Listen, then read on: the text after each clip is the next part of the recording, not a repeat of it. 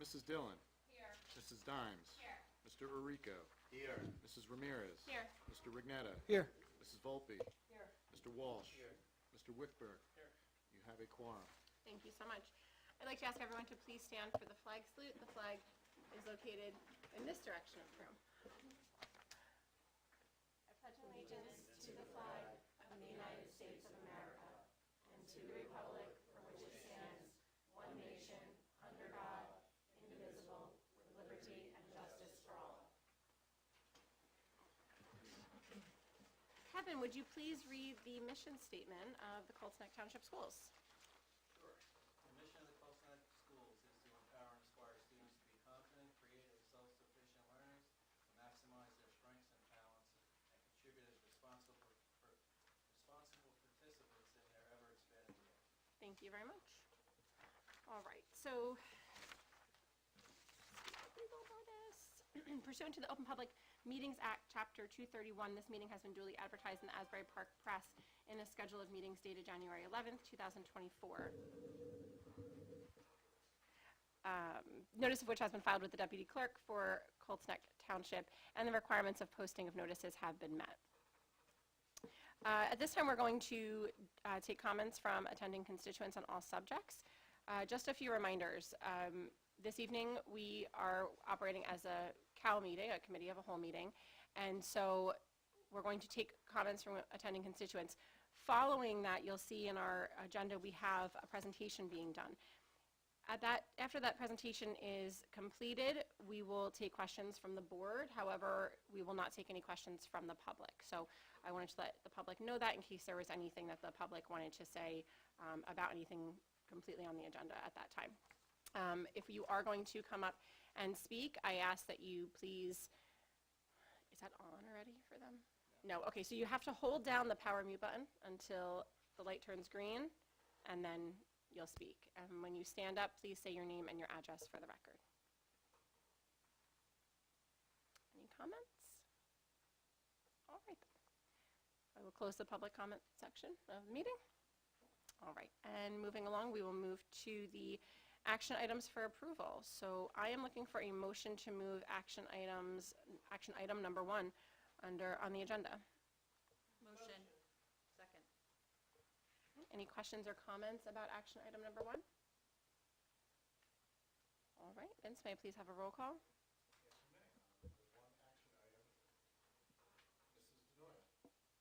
Yes. Mrs. Dillon. Yes. Mrs. Dimes. Yes. Mr. Orico. Yes. Mrs. Ramirez. Oh, your microphone, sorry. Please turn them on when you vote. Yes. Mrs. Ramirez. Yes. Mr. Rignetta. Yes. Mrs. Volpe. Yes. Mr. Walsh. Yes. And Mr. Wickberg. Yes. Thank you. The motion carried Thank you. unanimously. All right, we have some informational items for approval on the agenda this evening. Can I have a motion to, oh, I'm so sorry. Yes, never mind. These are just information items that are going to be on the agenda. We don't need to do anything with them. Are we discussing them during the meeting now then? Sorry, that's new. Okay, that's all right. This wasn't on the agenda last time. Nope, we're giving information. It's going to be forthcoming. We have, monthly reports that are required for enrollment, fire security drills, and student suspensions. That will be on the 30th, as they have been in the information. Remember that there is no vote on information items. And then we also have our HIB report card submission. You'll see in my weekly update, you'll see information on there where we have to do a self-assessment every year. And then we do a combined grade. So all that information will be on the update. It's all part of the anti-bullying regulations for the State Department of Education and part of our compliance for that. So all that information will be forthcoming with an approval of the submission of those self-evaluations on the 30th. Okay. The action items for approval on the 30th are the following field trip requests. We moved into a few years ago approving all of our field trips for liability reasons and purposes and letting people know that this is what we're doing on them. So these field trips will be on for the 30th, the cross-campus connection. So that was something that actually we started doing a few years ago, and it falls in line with our strategic plan with regards to how we can connect the campuses, you know, bring have the students at primary interact with Cedar interact with elementary, so on and so forth down the line. So it keeps our school community connected, is basically what it says. It's kind of self-explanatory. Then we have our Music in the Parks Festival, which is our Hershey overnight trip for grades 6 through 8 band students, and then a State Theater trip of New Jersey, a grade 6 class trip that will also be on for approval. And that concludes the action items for the 30th. So regarding either one of those, the informational items that you'll see on the agenda or the action items that we'll be approving on the 30th, are there any questions or comments from any of the board members on any of those things? Any discussion that you'd like to have? No? Okay. All right, so now we'll move on to the board liaison reports. So we'll start off with Vinny, with you, with the ad hoc committee for the arts, sports, and extracurricular activities. Okay, well, right now, the related arts is going on throughout through grade 7. Some of them are after school, like some of the band practices are after school. Those are in the band and chorus practices. And then some are being done during school. Like if you're just starting out learning your instrument, that's being done during school. Also, we have the after-school clubs that are going on as well, too. And just let you know that only about 10 to 12 clubs that are budgeted for, and the rest are the teachers are being, they're volunteering for it. So I'd like to thank the teachers for doing that and commend them for doing that, and just taking up their own time to help the children out and broaden their horizons. So I appreciate that. And also, there's some rec, if you want to sign up for rec basketball. That's starting now for pre-K through 8th grade. Early registration before November 1st is $185. After then will be up to $220. And that games will be on Saturdays, and there's going to be practice at least once a week. The first game will be on December 14th, and that's going to go through March, including the playoffs and the championship. And if you're interested in that for the rec, you can email basketball@coltsnecksportsfoundation.com, and it's going to take place here at the elementary school. And also, tryouts for the travel basketball are going to be starting. The 3rd grade boys will be October 10th from 6:30 to 7:15. The 4th grade boys will be October 10th from 7:30 p.m. to 8:15 p.m. 5th grade boys will be October 15th, 7 p.m. to 7:45 p.m. 6th grade boys, October 9th, 7 p.m. to 7:45 p.m. 7th and 8th grade boys will be October 16th, 8 p.m. to 9 p.m. But that looking to spread the word for that one because they don't seem to always have enough kids for the 7th and 8th, so spread the word. In the 4th and 5th grade girls, tryouts will be October 28th from 7 to 8 p.m. And this is a new group, so they're also exploring interests, so it may or may not happen depending on how many come to try out. And makeups, if you can't make those set times, will be October 15th from 8 to 8:45 p.m. And those are all being held at the Colts Neck Elementary School as well. And if you're interested in that, you can email coltsnecktravelbasketball@gmail.com to RSVP in advance. ASAP. Thank you. Any questions for Vinny for ad hoc committee? Yes, after you, Dr. No, go ahead. No, you first. I was going to say that Mr. Ragnetta and I spoke earlier Yes. today, and we, with the clubs and there are certain ones we budgeted for, as we had talked about, each year, right, that are regular, that are recurring, like your yearbook or as an extracurricular, your coaches are extracurricular, all of those things like that are, annual occurrences, the crest singers, the really big shoe, those kinds of things. And then, to the point, it's really the creativity of our teachers, as we had talked about, that lends itself to if someone's interested in quilting and they want to run a quilting club, or if someone wants to run that. And we anticipate about 10 to 12 of those a year at the elementary school that go on through the year. So I think that that's something that I love. And so one of the things we had talked about is that, number one, sometimes the kids, based on the interest, not every child can get into every club, and that's something because it's supervised by a teacher. And then we also want to make it clear, because clubs are coming out and it's exciting, and we love that the students want to extend their school day with us. If someone asks the question, like, why don't you have this kind of club? Why, or we should have this kind of club. We can have conversations about that, and we can say, hey, there is an interest present it to our staff at a later time for that.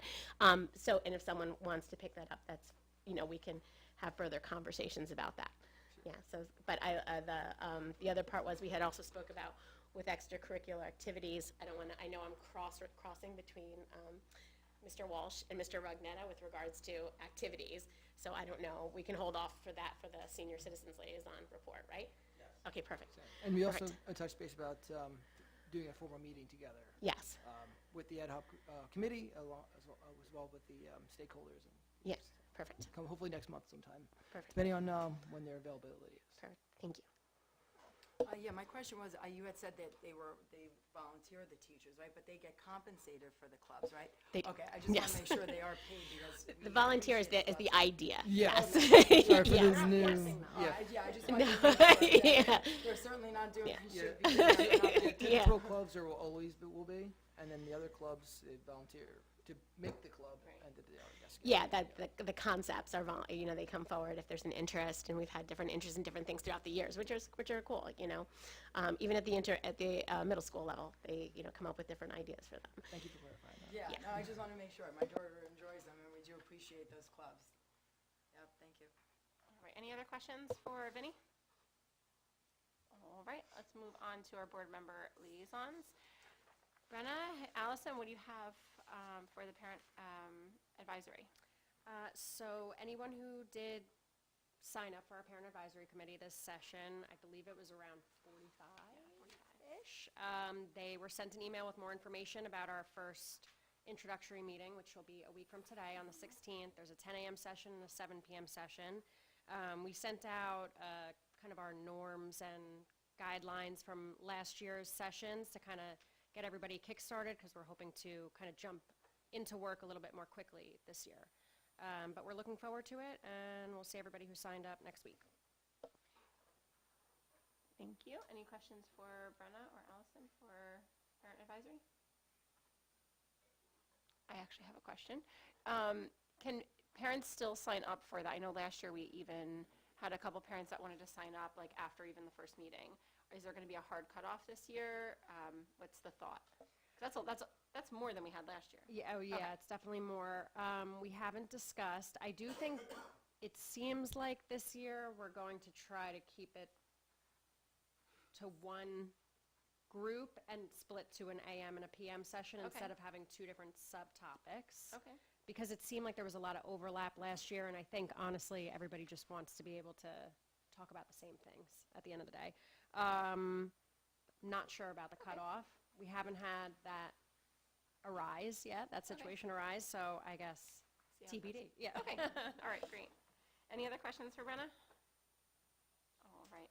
Colts Neck PTO. Amy, what do you have? The PTO finished up their membership drive. The numbers look actually a little bit higher than usual, with 56% of families participating and 50% staff participating. You could join anytime to become a member. It's just their drive closed on the 2nd. And then just some save the dates. They have Trunk or Treat on October 26th. That'll be over at it's Bucks Mills, right? Bucks Mills. Harlem Wizards, which is a really exciting game, that is on November 18th. The staff does play against the Harlem Wizards, so it's really fun for kids and families. Frosty's Holiday Shop is December 7th over at the primary school, and the Spring Gala is March 27th. Thank you. Any questions for Amy for Colts Neck PTO? Okay. Colts Neck Senior Citizens. Kevin, what do you have for us? I'm excited. Did an outreach to. Oh, your mic, Kevin, sorry. Gotcha. I reached out to Senior Citizen President Ed Petrowski, and I expressed my desire to have the senior citizens attend our events, school events during the day, have our senior citizens watch, attend our plays, musicals, choirs, engage them, have them come and be a participant in the school community, particularly the school events with the kids performing. I think it'd be great for them. They love the idea. They can't attend night events. They don't like driving at night, so they expressed the desire to come during the daytime. I talked to Dr. Dr. Garibay, and Dr. Rigby has some ideas, the school has some ideas of how we could make that happen. I also spoke to Mrs. Denoya and Amy, and collectively bring, maybe send out a newsletter to the senior citizens, so let them know about what we would like to, have them come and see the events at the schools, and so, I don't know, maybe you want to add something more to that? No, I think we've been talking a couple times about engaging and how we can broaden that. So I think that there's some really good ideas. I know that Dr. Rigby has spoken to a couple staff members when we put the feelers out, and they're completely supportive of it and finding ways, whether it be Veterans Day, performances, dress rehearsals, those kinds of things that we can kind of open up the community a little bit more. They used to come to the school for their meetings, but that's stopped years ago. They used to Right. fed there and everything. They loved it, they told me. Obviously, that's a problem with the kids in session, school in session and all. Right. So, and they're also looking for a place to have their meetings. Colts Neck Inn is going through construction. They had their last meeting at the firehouse, but they're looking for a home. Usually they have a 70 to 90 in attendance, so I don't know if anybody has any ideas, where they can they're looking for a place permanently to go and have their meetings. So, And they're looking for daytime? Is that what it is? daytime, Okay. yeah. Understood. And offer that, Doc, schools. They are looking for, place every month they can go to have a meeting. All right, well, it sounds like there's some good progress being made there, so I'm excited to hear that. Maybe someone will reach out to us with a location for the seniors to hold their monthly meetings. Any questions for Kevin? Okay. Township Committee, that's me. All right, there's a few things going on. So right now, the Township Committee is actually looking for volunteers for their different committees and boards that they have. So if you are interested in volunteering for that and you'd like to donate your time, you can go onto their website and get some more information for that. They have their Shade Tree Commission, they have their Board of Health Commission, lots of different opportunities there for volunteering. So onto their website for that. There's also a free rabies clinic that's going to be taking place. That is on November 9th. It's the Colts Neck Township Health Department. They're going to be hosting that for any dog or cat owners, and it will take place at Bucks Mill Recreational Area. It's going to be from 9 a.m. to 10:30 in the morning, so you got to get there early, and the dogs just need to be 6 months or older to fall into that category. Otherwise, they are moving right along with their agendas, which they post regularly, and stay tuned for more updates from them. Any questions for me for Township Committee? No? All right. And that brings us to Allison for State and County School Boards Association. We met on October 1st and had a presentation on building a vibrant learning community with the superintendent from Shore Regional High School. It was a really great presentation that talked a lot about collaboration and innovative thinking and systems-based approaches, and just really, it was a really nice workshop. December 5th will be a workshop around AI. So if anyone would like to join, I think it would be a really great thing to attend, since that stuff is making all sorts of headlines, and but it's pervasive in our culture at this point. So just something to try and get ahead of. The workshop is October 21st through 24th in Atlantic City. They have some great speakers. John Quinoas, I think is how you say his name. I'm not sure. And so it's like 3 great days of learning, networking, and just being in the education community. So if you haven't done it, I recommend going, even for a day. And yeah, that's it. Thank you, Allison. Allison, you're going to be going for 1 day? Is that, how many days are you going? I think I'm 2 days. Oh, 2 days, okay. All right. Any questions for Allison? No? All right, then. So we can move right into the meat and potatoes of our meeting here.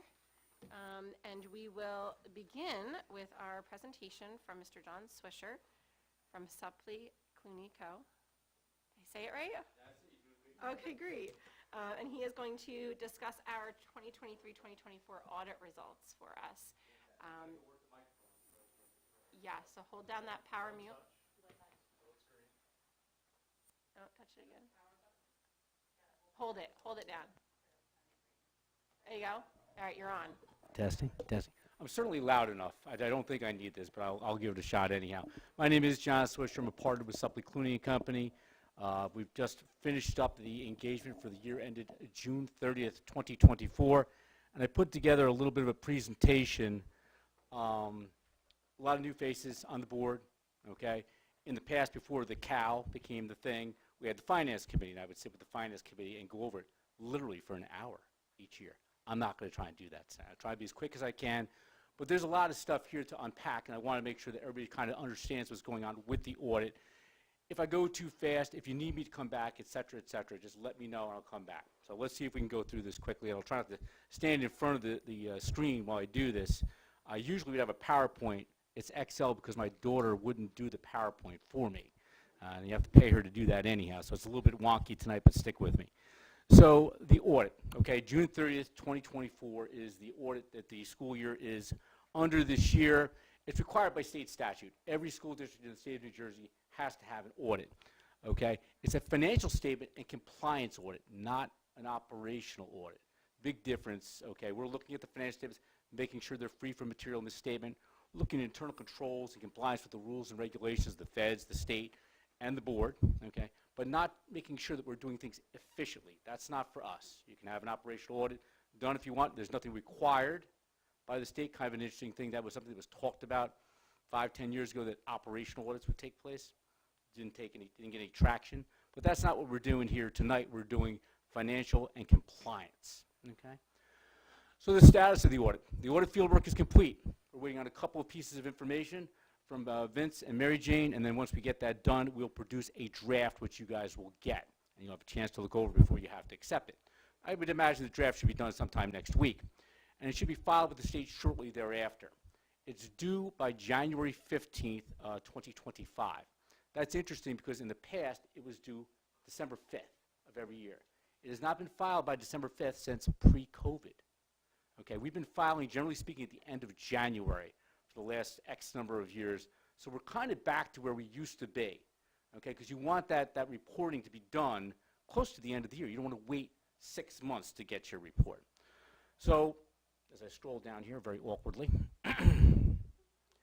there's two reports that are required: the annual comprehensive financial report and the auditor's management report. The first one is the audit. That's the guts with all the schedules in it. It's very thick. You'll all be required to memorize the entire thing, which you probably won't want to do. But there are some good schedules in there. There's some very important information for you when I come back. And I will come back and do a presentation at the meeting when you accept the report.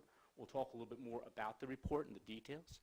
But you have the audit, the ACFR, Annual Comprehensive Financial Report, and then the Auditor's Management Report, the AMR. That's a report that's required by the New Jersey Department of Education, and that's where they kind of ask us to report, and it's where comments and recommendations would be. But I'll leave you hanging on that for a second and see where we get down to it. Okay, so the ACFR, okay, there's 3 letters in the ACFR, 3 reports. And the first one is the most important. It's the Independent Auditor's Report on the Financial Statements. This is really, at the end of the day, what you hire our firm to do, is to come in and make sure that those financial statements that are presented to us by Vince are free from material misstatement. Okay, that means you can rely upon them. They may not be absolutely perfect, but the decisions you make, particularly as it relates to the budget, you can rely on the fund balance, for instance. Very, very important. The state can rely upon it. The federal government can rely upon it. Your bond rating agency can rely upon it. So if you get into a situation where you are issuing debt, super important that this financial statement opinion is unmodified. Okay, if I found problems, I would modify it everything's fine except for this, except for that. But I'm happy to report, and most districts in the state of New Jersey do get this, you have an unmodified opinion, okay? They can give me records from the finance office that I can audit and apply tests to, whether I'm checking cash, accounts payable, accounts receivable, expenditures, revenues. We're in here testing for about a month. Vince loves it. He enjoys us being here, okay? When our team is in here crawling around. And so after we do all our tests, we do our audit program, we can say yes, okay? We can kind of baptize it and say, you can rely upon these financial statements. Probably the most important pieces of paper in your ACFR. There are two other letters I'll touch on real quick. The first one is the Independent Auditor's Report on Internal Controls and Compliance. Internal Controls and Compliance, which I mentioned before. Internal controls are your internal rules and regulations to make sure the transactions are processed properly. For example, if you're processing an expenditure, it requires signatures, the receiving signature. Who instigated the order? Did Vince sign off on the order? Is there an invoice? Was it approved by the governing body? All these little check boxes, and so we'll grab a sample of the expenditures and we'll look at them and make sure that you're following your own internal controls, which are designed to make sure that everything gets into the right box. And it's also designed to make sure that fraud isn't occurring, or if it does occur, that we catch it in a reasonable period of time. So we look at the internal controls to make sure that they're suitably designed, and then we test them to make sure they're actually being implemented. And I'm happy to say in both cases, you guys meet the criteria there, so there's no comments on internal controls.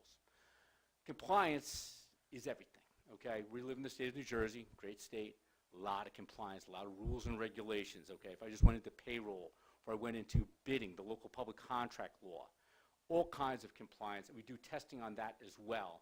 It's another place where you can find comments or recommendations. I'm trying to think, I don't think we've had comments here in a little bit, but if I remember back in the day, maybe depositing within a reasonable period of time, getting the money that's coming in from one of our programs, I can't remember what it was, Vince, but it wasn't getting into the bank, say, maybe within 48 hours. It was corrected. You'd find a comment like that if there was something like that this year, which there's not. So the second opinion, also important, compliance, internal controls, it's a clean opinion. So you don't have any comments and recommendations in your report. So we're 2 for 2. The last letter, scrolling down, is the single audit opinion. Don't even bother reading the title. There's a lot of stuff there. The single audit occurs when you have over $750,000 of expenditures in either federal or state programs. Most school districts have over $750,000 in both federal and state. Like our firm probably does 38 school districts, and there's a couple maybe that don't have federal, but everybody's got state, because that includes all your state aid. And when that happens and it goes over those thresholds, we're required as auditors to do additional testing. We have to pick programs. There's a whole risk-based approach to picking the programs. And I can tell you in this particular year for federal, we looked at impact aid and IDEA. And on the state side, extraordinary aid, TPF, Social Security contributions, and stabilization aid.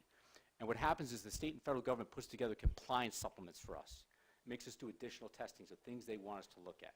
Again, I'm happy to say our testing did not disclose anything that was required to be reported in the report. So 3 reports, all clean. That's good news. And again, over the course of the last few years, you guys have been doing very well here in Cold Snack. I have not had comments or recommendations in a while. It doesn't mean that you can't have them, and if you do, you correct them. Because over the course of my time here, we've had situations, we figure it out, and we correct it, and we move forward. But this year, again, happy news to report that there's no comments. And the AMR, I can go through pretty quickly, because the AMR would be, the Auditor's Management Report would be where you would find those comments and recommendations. Since there are none, it's a nice, easy report to go over. And it basically lists down all the different categories that the state perceives to be important. As auditors, we get to choose our own procedures and what we're going to look at. Not so much in New Jersey, so they're going to tell you, you got to look at this, you got to look at that. I mean, payroll, for instance, obviously you're going to look at payroll. Payroll is the most important thing out there by far. But the state is going to make sure that we look at that. Unemployment, encumbrances, payroll, examination of claims, treasury report, board report. You can memorize all these ones too. Capital assets, food service funds, student body activities. These are all the things that we're looking at during the course of the audit. And then if I did have a comment in that report, each one of these things has a section, and you would see a finding and you would see a recommendation. Again, happy news today to report that there are none of those in the report. But you'll get these 2 reports. One's going to be skinny, one's going to be fat. Once we get it done, you'll get drafts, okay, and then you'll accept the report at a meeting probably, I don't know, maybe not next meeting, maybe the meeting after that. We'll talk about that. So this has all been pretty exciting so far. And the next one says discussion of fund balance. There's one line, and everybody's like, please, John, just get through this. This is kind of why I wanted to come here tonight to talk to you folks. And this is what I would go through with the Finance Committee in the past. And now I get to talk to all you folks about it. And I hope I don't lose anybody. There's a lot here. I'm going to go through it. And, you know, it's important, I think, as board members to really kind of understand where did we end up the year? What was our fund balance at the end of the year? We're reporting under GAAP, Generally Accepted Accounting Principles. And under GAAP, this is going to be tough. I may have to come on this side over here. We'll see. Over here, my daughter had just done this. We've been in so much better shape. But apparently not. These are different fund balances. I can't blame her for everything. Assigned encumbrances. Encumbrances are orders that were placed before the end of the year, but we didn't receive the goods or services. Okay, ordered something on the 29th of June. It didn't come in until July. And so under GAAP, we can't expense that. It's very conservative GAAP. If you had received the goods, say it's an expense. If you didn't receive the goods, it's an encumbrance. It's a reservation of fund balance. And it all kind of goes in there, and on July 1st of next year, it goes back into the budget, and then we expend it. But that shows at the end of the year is a part of your fund balance. You can see we had $77,000 in encumbrances. This is as of June 30th, 23. I'm going to take you across the year. It's going to be very exciting. The next part is not exciting. It's a real pain in the neck. Excess surplus, because you're going to see this terminology in your report.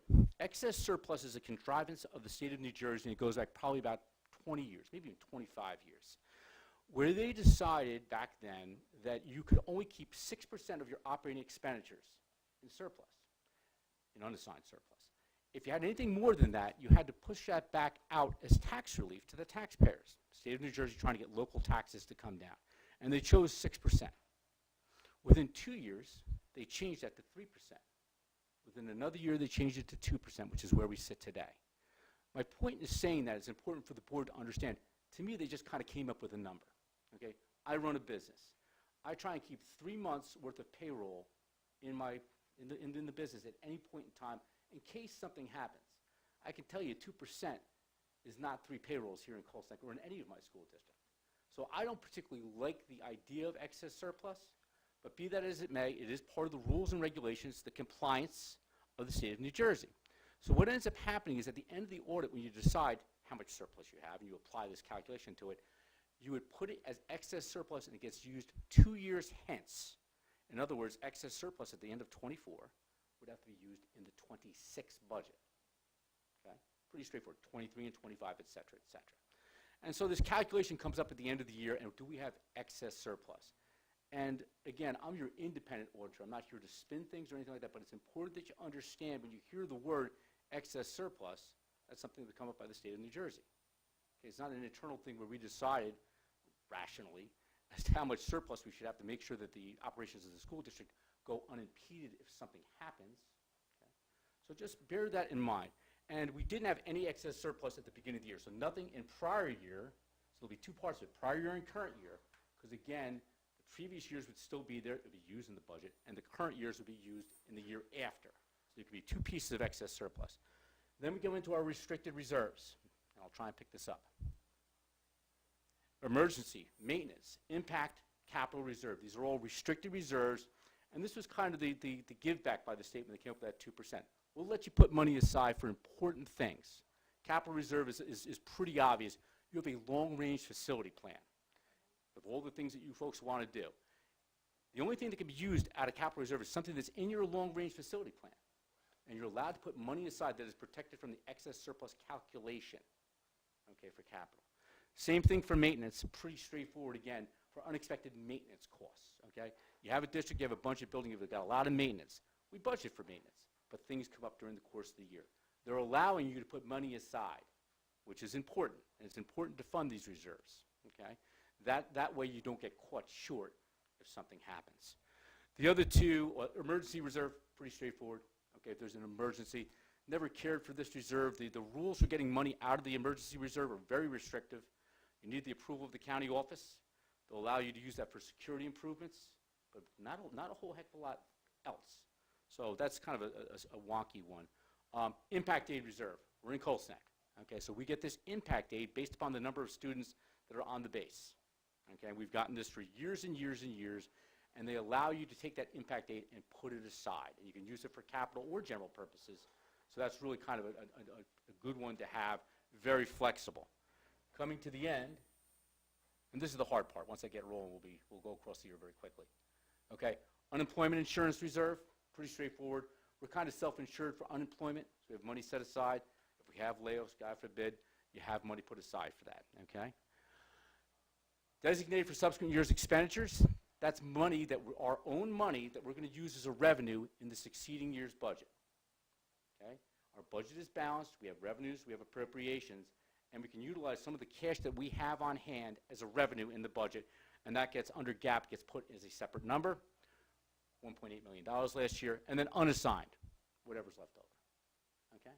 So at the beginning of the year, 2023, we had $14 million broken out into these various components pieces, okay?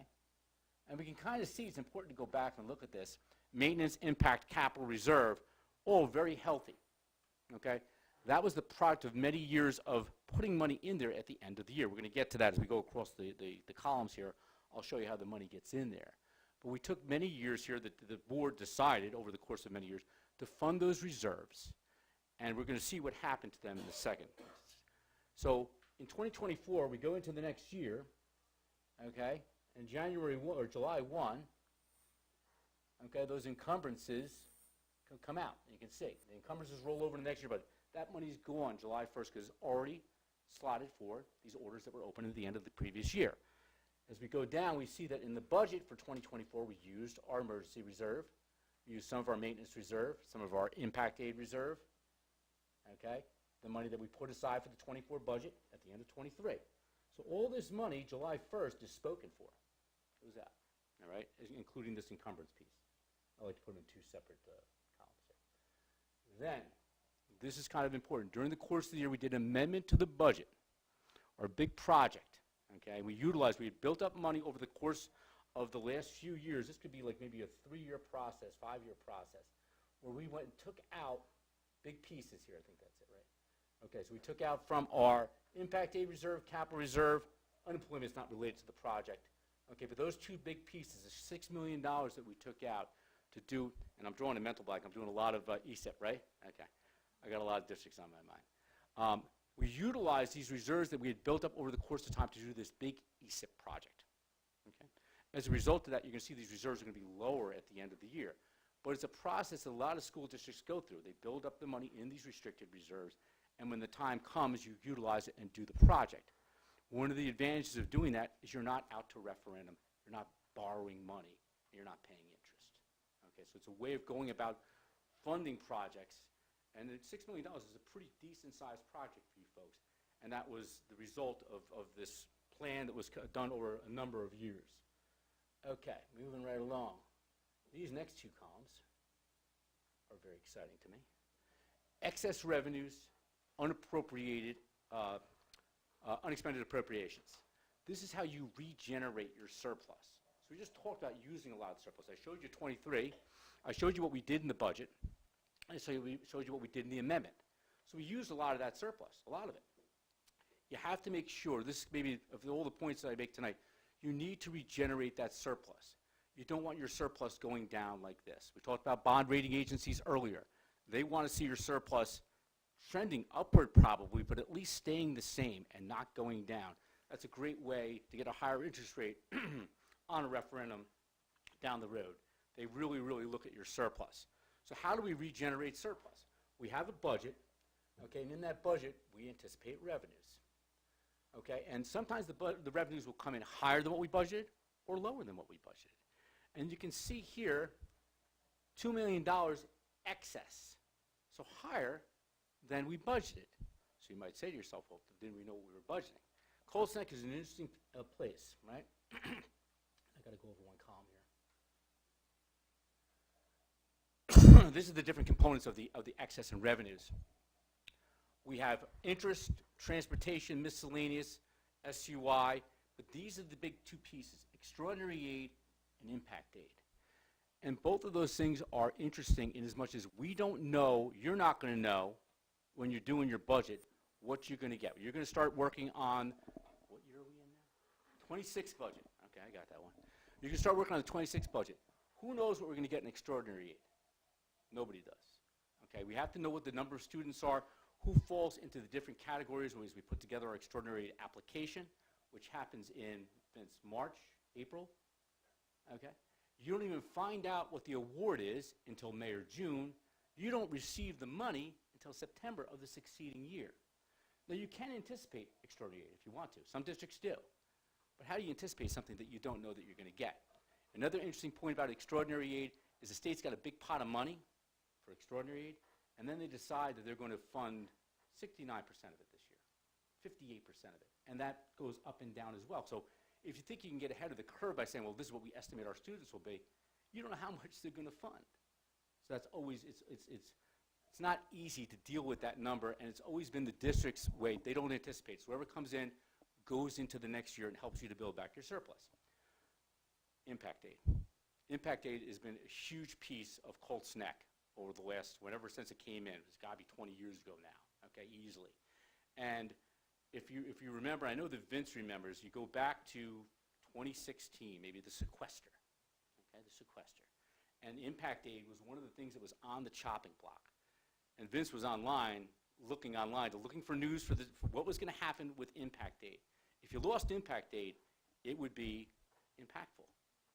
I just made that up. It really would be a big deal for the district if impact aid went away.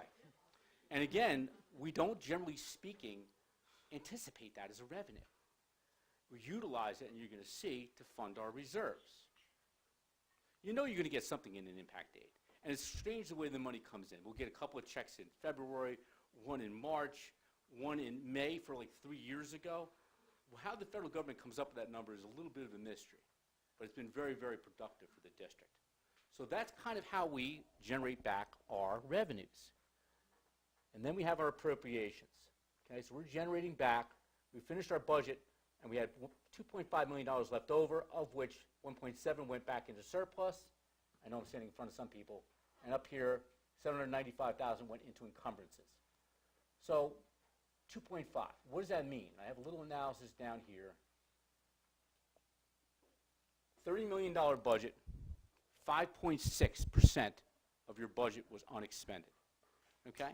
And if you look back, and I think I have it, yeah, I do have it. There's the lapses. I'm going to go on this side of the screen for a second. Here's our lapses over the last few years. 6.9, 4, 6.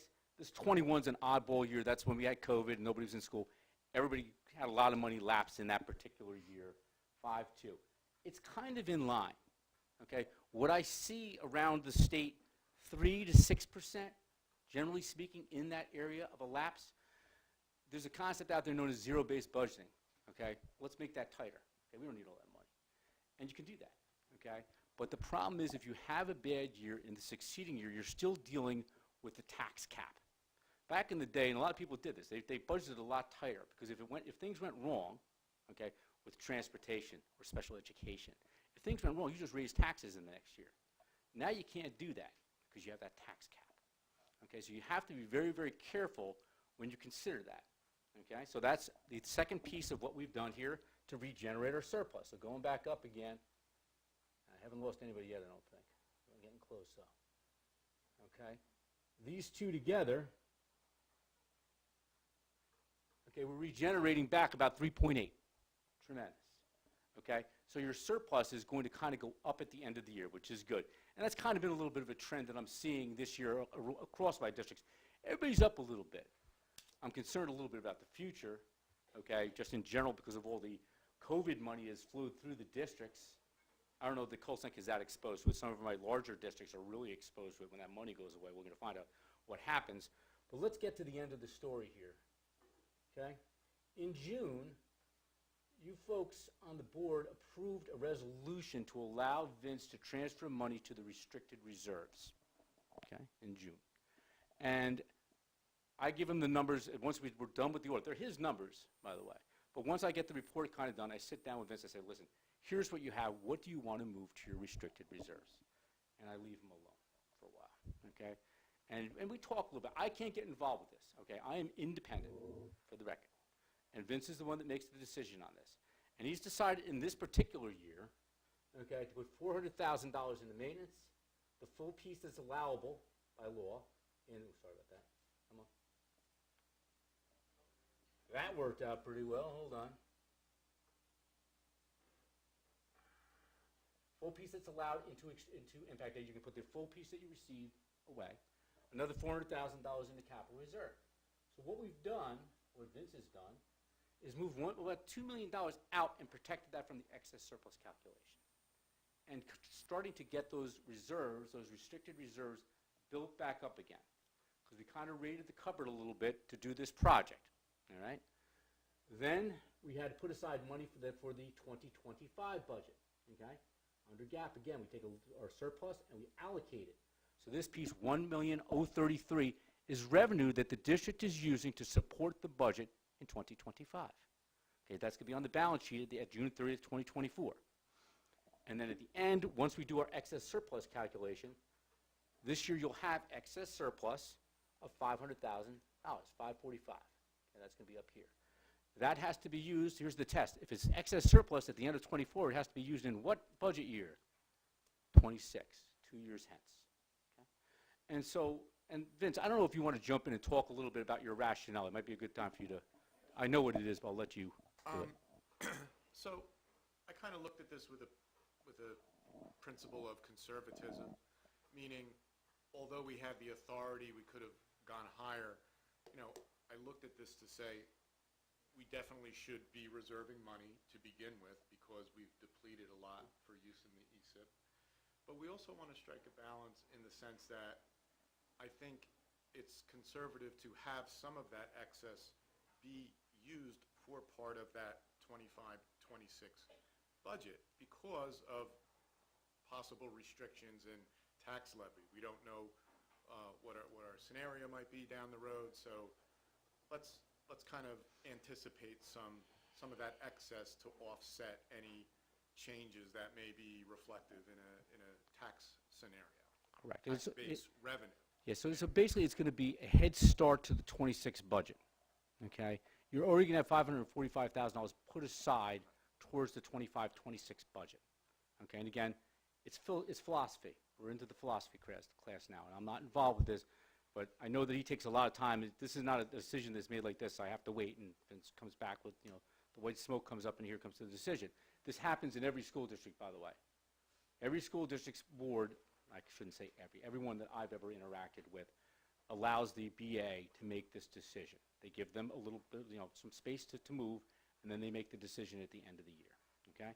So long story short, long story a little bit longer, okay, you end up at the end of the year with the same type of stuff, okay? You have your encumbrances, you have excess surplus now, you've got your capital reserve, your emergency reserve is actually kind of gone now, that's gone, which is okay. Maintenance capital impact, okay? And down at the end,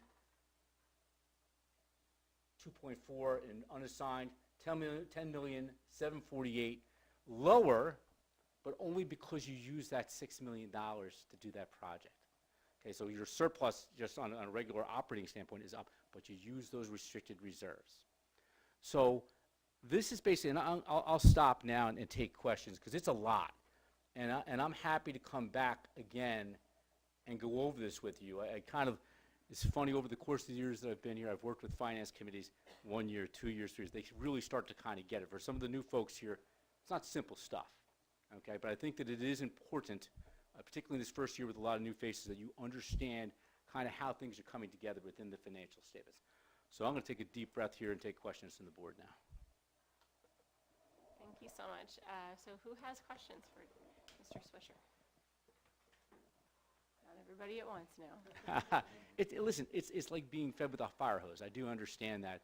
You're going to end up getting the ACFR. I'm coming back, and the public, I'm not going to take questions from the public. I'm going to be back at the meeting, okay? And if anybody has any questions, I can deal with them at that point in time.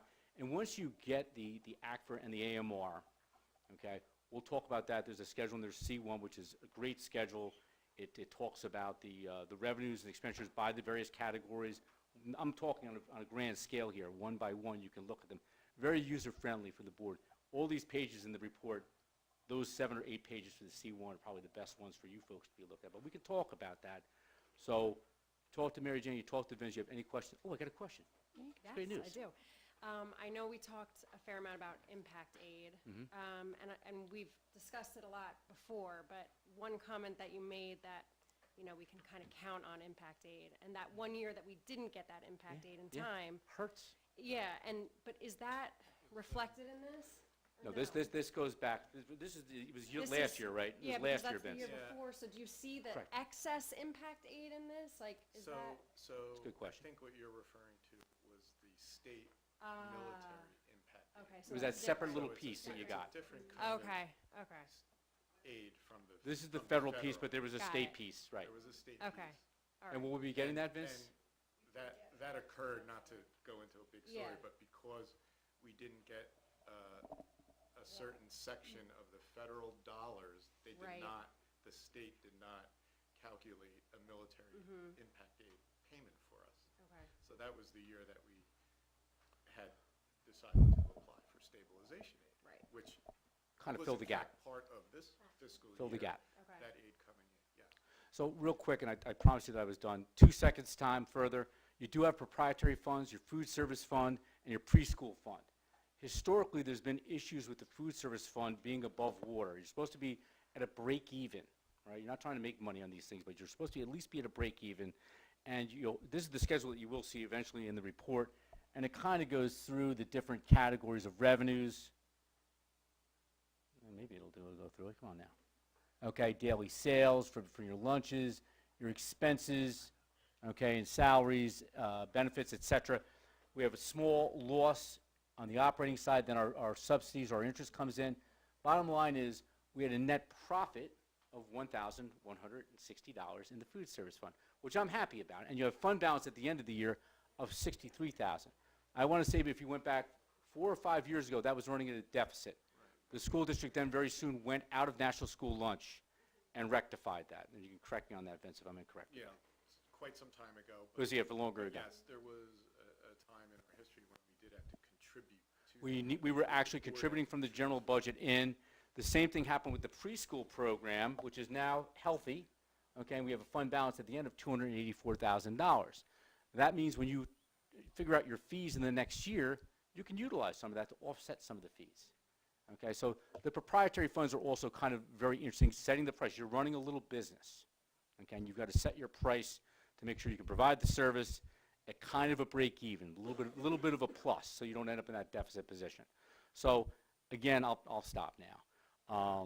But the overarching thing is good news in the district. I think your surplus is in good shape. I think that your proprietary funds are in good shape. The audit is clean. That's probably the most important thing of all the things I say tonight. And I will get the draft out to the board, more questions back for presentation, and I can take care of any questions at that point as well. Thank you. One more question? Did you have another question? She had one. Okay. I'm glad, this was the audit for last school year. This is for last school year, June 30th, 2024. 2024. Correct. So this year, we are at a 0 tax impact to our taxpayers in the community. Okay. And it looks like we're going to have a surplus of $500,000? Is that what you're anticipating? So I can't tell you what's happened in 2025 so far. Okay, Okay, if you kept your tax levy flat, yeah, which you can do, of course, that will, once again, there'll be no excess, no deficit on that. That'll come in flat, but you have to see what the rest of the operations are. And the key parts are, in this school district, Yeah. extraordinary aid, right. impact aid, and how much you lapse in your budget. Those are the 3 drivers, and until we really get through the year, it's very difficult to say what you'll have at the end of the year. Okay, so the dollar figures you just showed us are what we currently have in surplus. Correct. And then, I got it. Yeah, and Okay. then the one piece, like I said, under GAAP, you do put aside the piece for the succeeding year's budget as a separate item. That's maybe confusing you a little bit there. Yep, okay. So what do healthy districts do to maintain healthy budgets? John, can I just interrupt for 1 Sure, second? sure. Just to add to the quote, and correct me, of course, if I misspeak, that the budget software that Vincent inputs everything, the state tells us, based upon prior year tax levy and so what we have into how much we have to allocate into the budget. Then we, as a district, can also decide, based on our excess surplus, how much we're also going to budget for. So there's two elements that feed in as part of the revenue when we're balancing out revenues and appropriations to strike a balanced budget. There's two factors in there. So there's what the state will tell us, saying that you've got to take part of this money, Right. put it in, and then we can add to that as well based upon different things that are in play. Correct. From There's a prior minimum- year audits. Minimum amount, and then you can add extra to it. Right. Okay. Going directly to your question about, what do well-run districts do? It comes back down to the middle of that slide that shows you how you're regenerating. What did you use? What did you regenerate? This is an anomaly year because you guys did a huge project. You got to kind of take that project aside. So outside of that project, those restricted reserves, you're going to be up a little bit. But when you're doing your budget for 2026, the goal is going to be whatever you're going to decide to use in surplus in 2026. The state software is going to say one number. You may add more money because you may want to keep taxes flat. You may want to reduce taxes. You may want taxes to go up. Whatever you guys decide to do, whatever number you put in, you want to then put Vince on the spot and say, what's your prognostication, and what do you think we're going to regenerate? Okay, Vince could take a swing at what we're going to regenerate in 20 at the end of this fiscal year. Still kind of early to be talking about that, but you could take a swing. You could do a projection on it, and you could go back over the course of the years. I showed you the percentages. Okay, I'll take a guess to say that it would be fairly reasonable to say that you'll regenerate at least 4% of your budget this year, at least. Probably a little bit higher than that if you looked at what the trends are.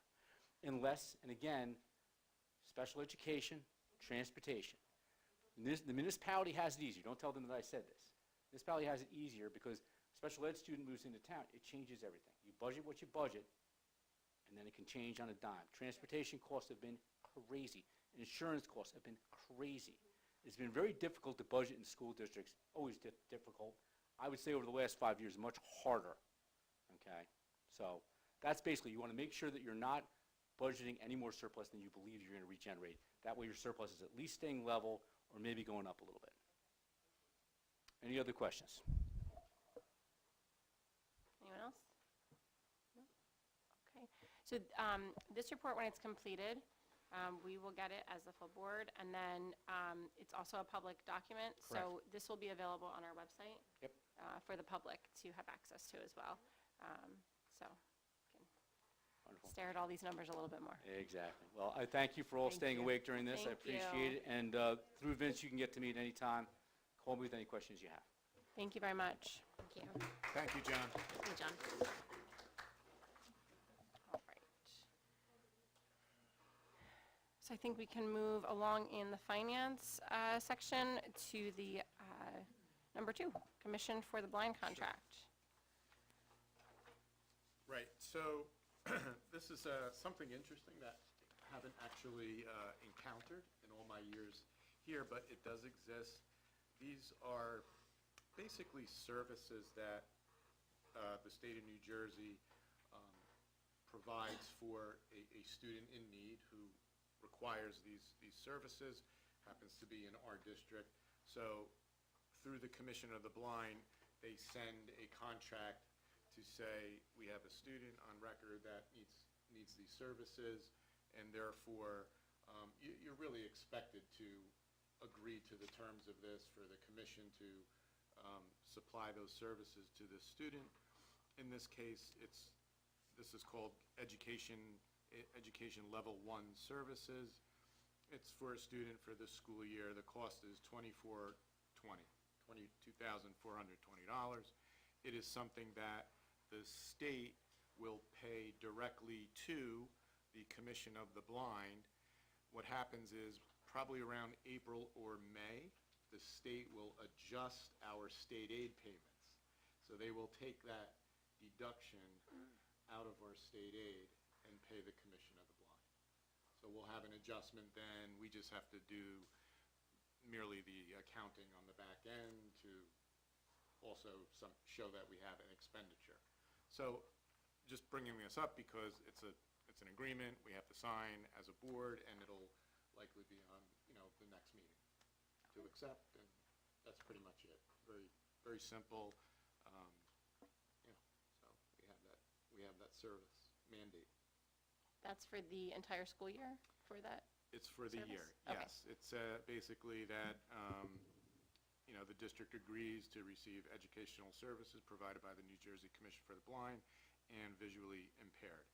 Services will be based on the student's previous assessment, functional vision, education needs, and skill development. And then reimbursement is in accordance with the Memorandum of Understanding signed by the Department of Human Services and the DOE. Okay. So that's how the arrangement is set up. And if I may, some of those services, like, will include, they'll take our text resources and make them larger print, or they'll convert them into Braille, depending upon what the need of the child is.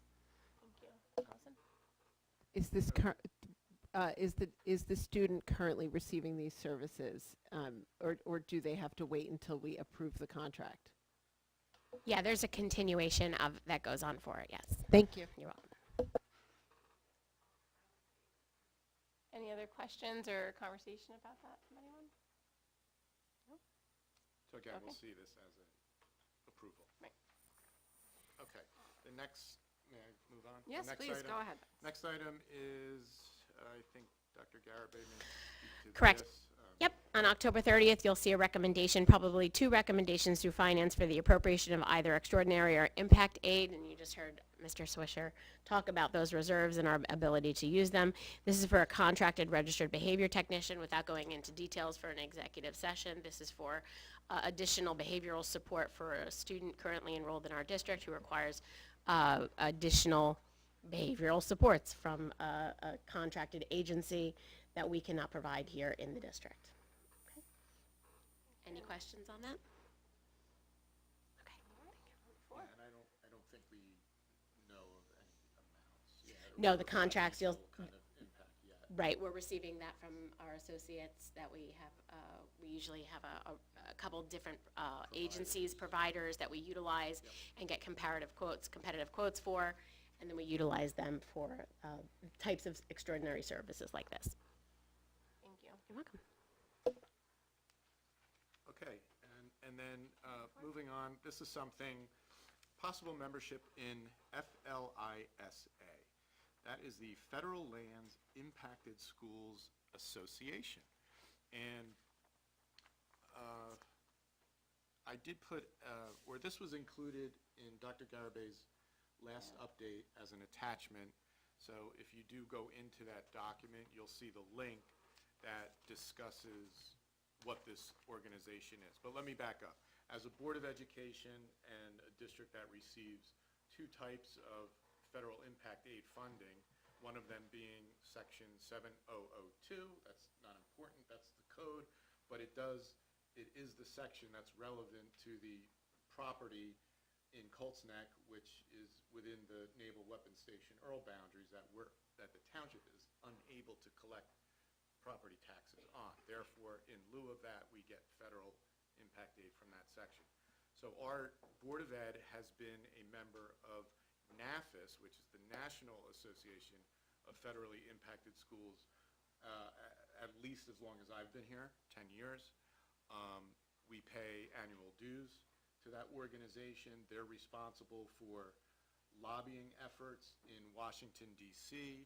There are often letters that we join in on that are served to congressional leaders who basically fight for that funding year after year in Congress. And as our auditor mentioned tonight, and it is very true, we don't know for sure year to year how much impact aid we are going to get.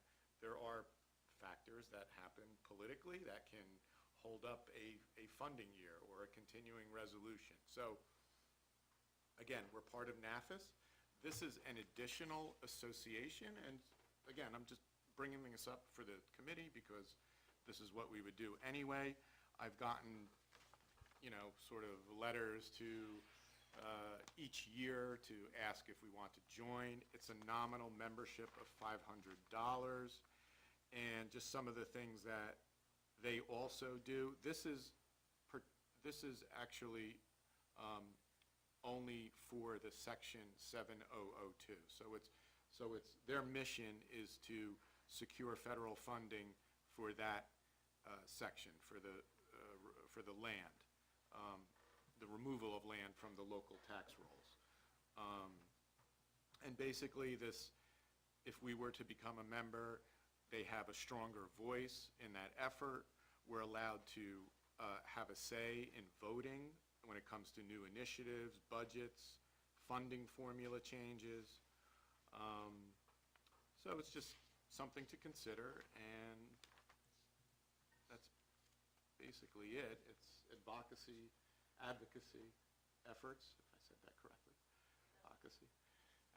Advocacy or advocacy. I really don't know at this point, but it might be my congestion that's impacting my, no pun intended. Any questions or discussion Yes, about any- that? Does anyone have any concerns, or? No, I was just gonna say, for $500 a year, it seems that they could certainly get that back for us, and it seems like a very good investment. Yep, the calculation of the dues is based on the amount of Section 7002 revenue that we receive. So it's a graduated, ROI. graduated fee. And ours is 500. And kind of like my question before, but this is federal, this is not state impact aid, so this is not like Absolutely. they'd be advocating for what we missed that 1 year. Okay. Right, correct. Can we get one of those too? As far as like voting is concerned, you said we'd have voting rights. What would that entail?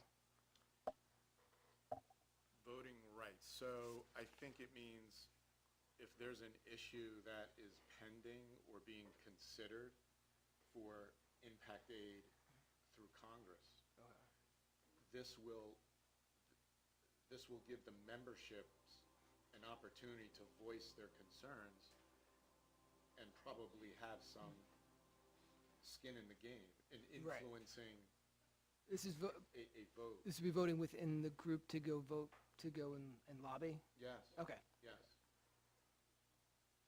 thank you. Okay. All right. I hope that gives you some information. You could go back to the update and Yeah. kind of look at it, but just something to consider. And hopefully we'll revisit it whenever you want, or we can just take a straw poll and say, go ahead and become a member. And I was just we can going to do say, that as well. if no one has any concerns, do we want to do something like that? Would we like to move forward with the straw poll so that we can go ahead and enroll in Yeah. this to potentially get us these funds, or? Yes. Straw poll? I think we're all on. That's another $1 million. I cannot make any promises. And thank you But for it- bringing this to our attention. Sure. All right, so is everyone here in favor of us doing this? Yes? Okay, All right. great. Thank you for your time. Okay, well, that will bring us to our communication section. So, I guess, Amy, I'm going to let you kind of take the lead here. Does that make sense? Yes. Okay. So unfortunately, Mr. Capasso couldn't be Yes. here today, so I'll just go through what I have. So regarding the coffee chats, we had talked about possibly suspending them for the 24-25 year and almost rolling them into parent advisory. So Brenna and I can work on that based on the topics that we have, and possibly who signed up, since there was a little bit of low attendance with the coffee chats. So if everyone Maybe is- they all just signed up for the Parent Advisory Committee, and then, yeah. So now they're there. Yeah. Go find them with coffee. So I think that at this time, we will then suspend the coffee chats and not move forward with them for this year, and see how that works out with the parent advisory, and try to tie some of the topics that we would have talked about at coffee chat, perhaps at parent advisory as well, even if it's sometimes just an update. So one of the first topics we had talked about doing for the coffee chat was the ESIP. So perhaps if, for one of the parent advisory, we could have a small presentation, Parent Academy. The live streaming, I think we've gotten pretty good feedback. We've all been doing well with our mics and using them. I think the first meeting, we were a little on and off with them, and there was some feedback that at the beginning you couldn't hear, but I've heard positive feedback since then. Thank you.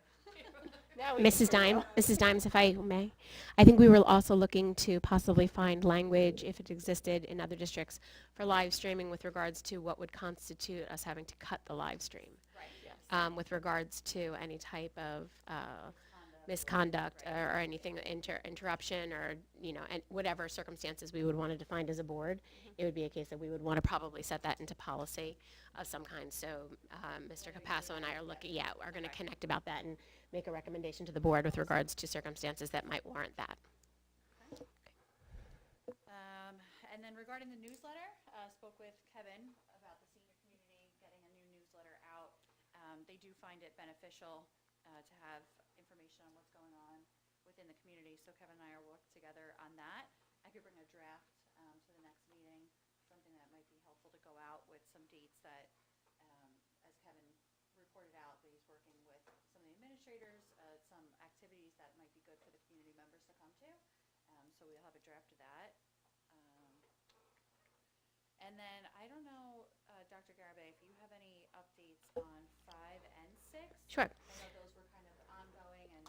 I think we're just keeping them on the agenda as part of recommendations that'll come forward from to technology and to administration.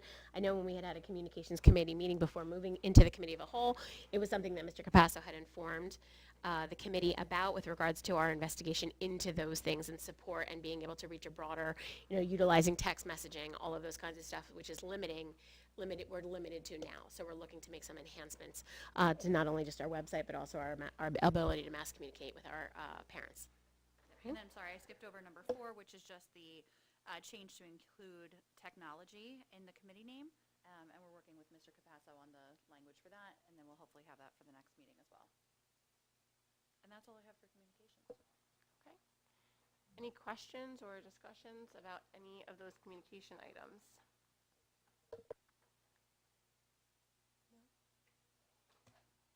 Has anything moved forward with the new program with using the messenger and the app, and the one program that was going to do it all for us?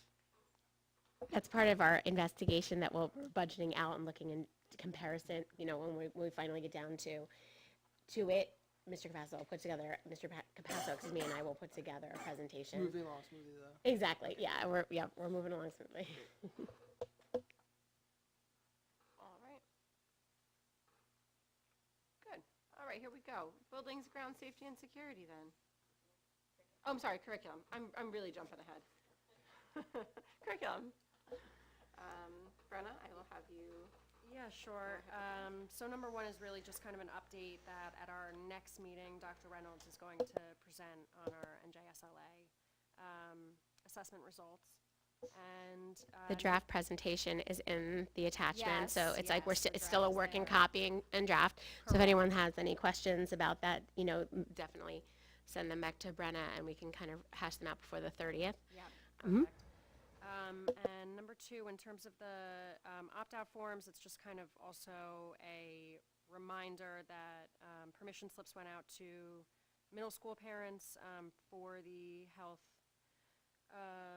classes, and we are continuing to collect data this school year in terms of how many opt-outs we get as opposed to participation. We wanted to note that our process is if a parent doesn't answer the email or open the email, that they can definitely expect a phone call to just clarify and confirm whether permission is granted for their child to attend the class. And this year also, there is a link in the permission slip to Atlas Rubicon to review the curriculum so that, and it really is straightforward. I just went through it again while I was sitting here. But the link is there. There's also a video that shows you how to use Atlas Rubicon if you're not familiar with it, but it's pretty straightforward. And then that way you can really see it laid out for you, what's going to be taught in those lessons. And that's really it, I believe. And there's the opt-out form. Is there the link to the letter as well too? The form, the letter that was on there, I'm not sure that is in the middle school one, but it is going to be added to the elementary school one. Okay. And primary, yep. And I think the letter that Mr. Regnet is referring to is when the changes were made for the 2020, we actually went in 2021, and we had an explanation with a draft and different links. That's the letter. That letter is still available on the website, on the curriculum page, but we're going to put a direct link to it in the opt-out form. What wasn't it in the middle school one? Why is it not in the middle school one? It's in the elementary I think we school. thought of it when we thought of it at the Okay. time. I think, but we can add it too as we're going through. Okay. That's no problem. Okay, great. Yeah, I just have a question. Do we have the amount of people who opted out this past year? Oh, yeah. Oh, yes, we do. I linked it in like one of the later summer ones, but I can link it again, the form with the summary from last year. Okay. And then Was we it a keep track of it. considerable amount, or was it a third? Do you remember It's- roughly? I have to go back and look at I it. don't have the exact numbers, but Yeah. I do remember that this year, we had far less than last year. That makes Okay, sense. for the elementary school. Yes, Okay. yeah. And one of the things that we reached out through conversations with the Far board less and the that opted curriculum. out, sorry, I just want to clarify that. Far less that opted out of taking the lessons. Yes. So I think that one of the things we're looking to do is is there a grade level? Is there in that type of thing with looking at trending that? Is it year after year? And I think one of the things we did intentionally to change based on recommendations that we also had talked about was our initial thought with our opt-out was if you don't respond, we even put that in the form, it's an automatic acceptance. The recommendation was not to do that, make sure that people are seeing, because we know emails get missed and communications get missed and so on and so forth. So now there's a follow-up So we with it. added that this year? Yes. Okay. Yes. And so I can, for the board, I can link last year's in again to this week's update for it. We also we've done an outreach where we're kind of unique with the way that we do it, with the very specifics of the date, the times, when things are going to happen, the specific content, so on. We're very specific with it, and that's intentional as well. So it seems to me as though because of some of the changes that we've made since last year, we've almost shifted to an opt-in, really, essentially, in the sense that we're not just sending out a permission slip, and when we don't get a response, we're not reaching out or we are reaching out now to the families that are not responding to make sure that they are actively okay and confirming that they do want their students participating in these lessons, versus only reaching out to the families that were saying no, they don't want their children participating in them, which is what we were historically. I know last year when I was on advocacy and policy, that's what we were historically doing. And so Are we still doing that? Reaching out to the ones that say no, or is that? If we don't receive a response, Oh, like if at we all, don't right, right, if we don't receive. responses, they say no, you're not calling them. I think we are doing, in terms of saying, I don't think we are I can double check that though from this year. I know that was something that if people had said no and it was like one, we would say we're just confirming here's the content. No one tries to talk anybody into doing anything. We just want to confirm that it's accurate as to what we're doing. Okay. Yeah. So I guess my thought process is, why would we not move to an opt-in, since it sounds like that's basically what we're doing versus an opt-out? There was Can you talk about that a little bit more? there was a school ethics opinion that was rendered and provided to all districts that were not it's not permitted to do an opt-in.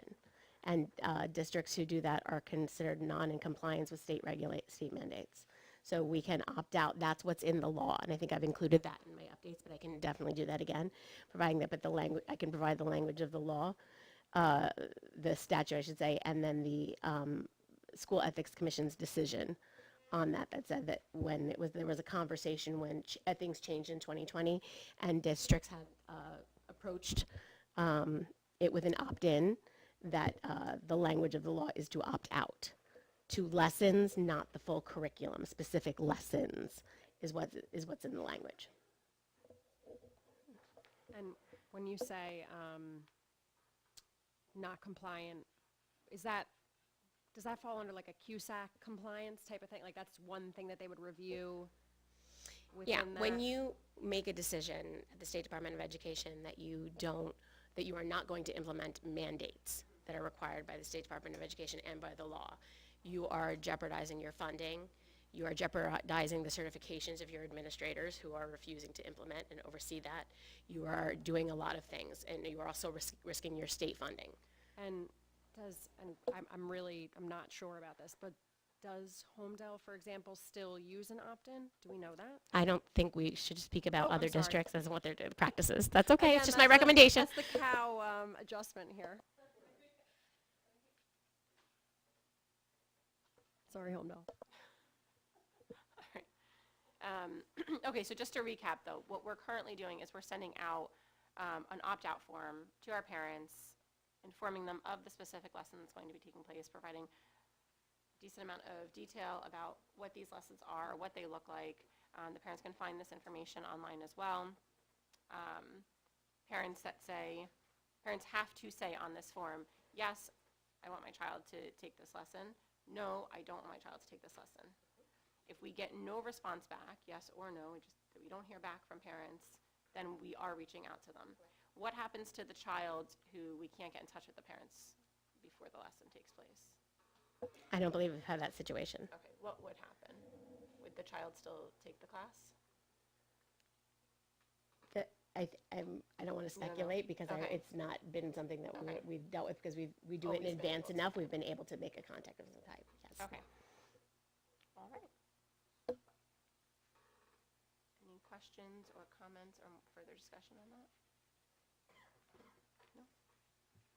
I think, I just want to say Yes. specifically, it wouldn't be an automatic default that they're going to do it. I think we would err on the side of judgment, with regard to if we don't have an answer, speculating at this point in time, that it wouldn't be an automatic default that the child would participate. I think we would opt on the other side of it, that we weren't able to get, in touch with confirmation. But we have multiple means and we'll have follow-up. And it's not a significant amount of people as we've had in past it's not an overwhelming amount. And I don't want to beat it with a dead horse, but again, if the parents say no to it, again, I just want to clarify what the reason is for calling them if they say no. The teacher makes an outreach to just say if it's a no, just like, could you have questions? If there are any questions? And sometimes it's a respectful just saying, is there a reason, so we can document for our sense that it's What if the parent more doesn't about wanna give reach. a reason? Then they don't have to. Okay. They don't have to. No, there's no one's for you. Technically, you are supposed to provide some type of rationale as to the wording of the law that you're objecting to it for religious reasons, personal reasons, whatever the case may be, and you're supposed to provide that. We don't push that. If it's something that they just don't want, we respect that position completely. Is it mandated in the law that you have to call if your parents are opting out, that you have to call? No, it's just part of our process of communication to our parents.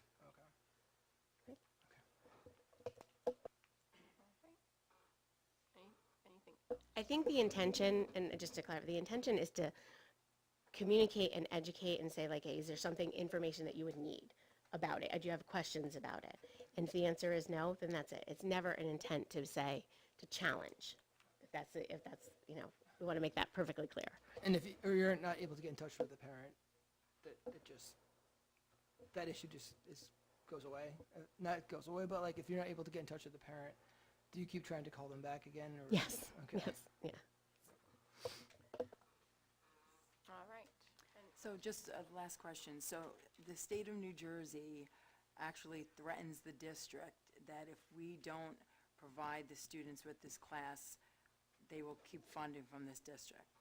That's what the state is doing? No, there's no threats involved. It was a school ethics opinion, an advisory, excuse me. And if you remember from our school board's training, an advisory is before you take action on something, you can get a school ethics opinion or advisory before you do it. And at the time, a few years ago, when there were districts that were saying we want an opt-in or we're not going to do this at all, someone not in the state had requested a school ethics advisory that was shared with all districts throughout the state of New Jersey who were all facing similar situations. And so in that advisory opinion, it does talk about if you don't meet the mandates of the implementation from an opt-out perspective, the different things that can happen. So no, there are no direct threats, but those are consequences that could happen. Okay, do you know of any district that has actually refused to implement that and, they took action with the finances, holding finances I mean, back? off the top of my head, no. Okay. I'm going to look into that on my own just to see if that was ever done. I believe Garwood had done that, but like I said, I'll refrain from speaking about it, and then I'll find out and report what I find out. Mary Jane, it wasn't our district that sought that school ethics commission No. opinion. is it worth us, if this is something that the board majority wants to explore more, is it worth us seeking our own advisory opinion since it was several years ago? How many students are we talking about here? Well, in the 2 years ago, last year, we had a decent amount. I know we have those numbers. I don't have them in front of me right now. Last year, we did have far less. I know that.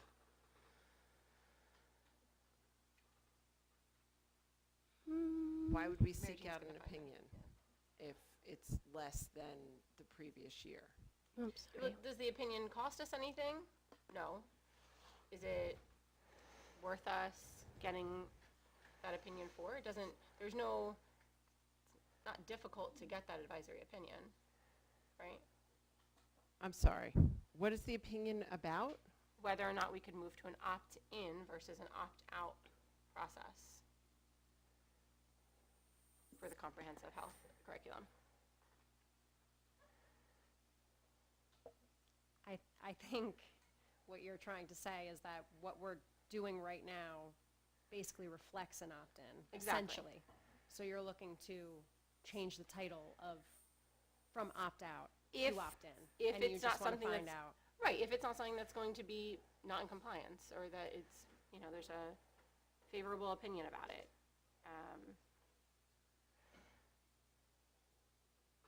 If that's not something that we would like to do as a board majority, I'm okay with that too. I was just throwing it out there for a discussion. It'd be, That's all. it'd be something that would codify it. To see what the opinion would be. I feel like over the last, my time on this board, we've gone back and forth over the last almost 2 years now, back and forth, opt-in, opt-out. It's come up in several committees, whether or not we were going to be staying opt-out, moving to opt-in. We're collecting the data on it now.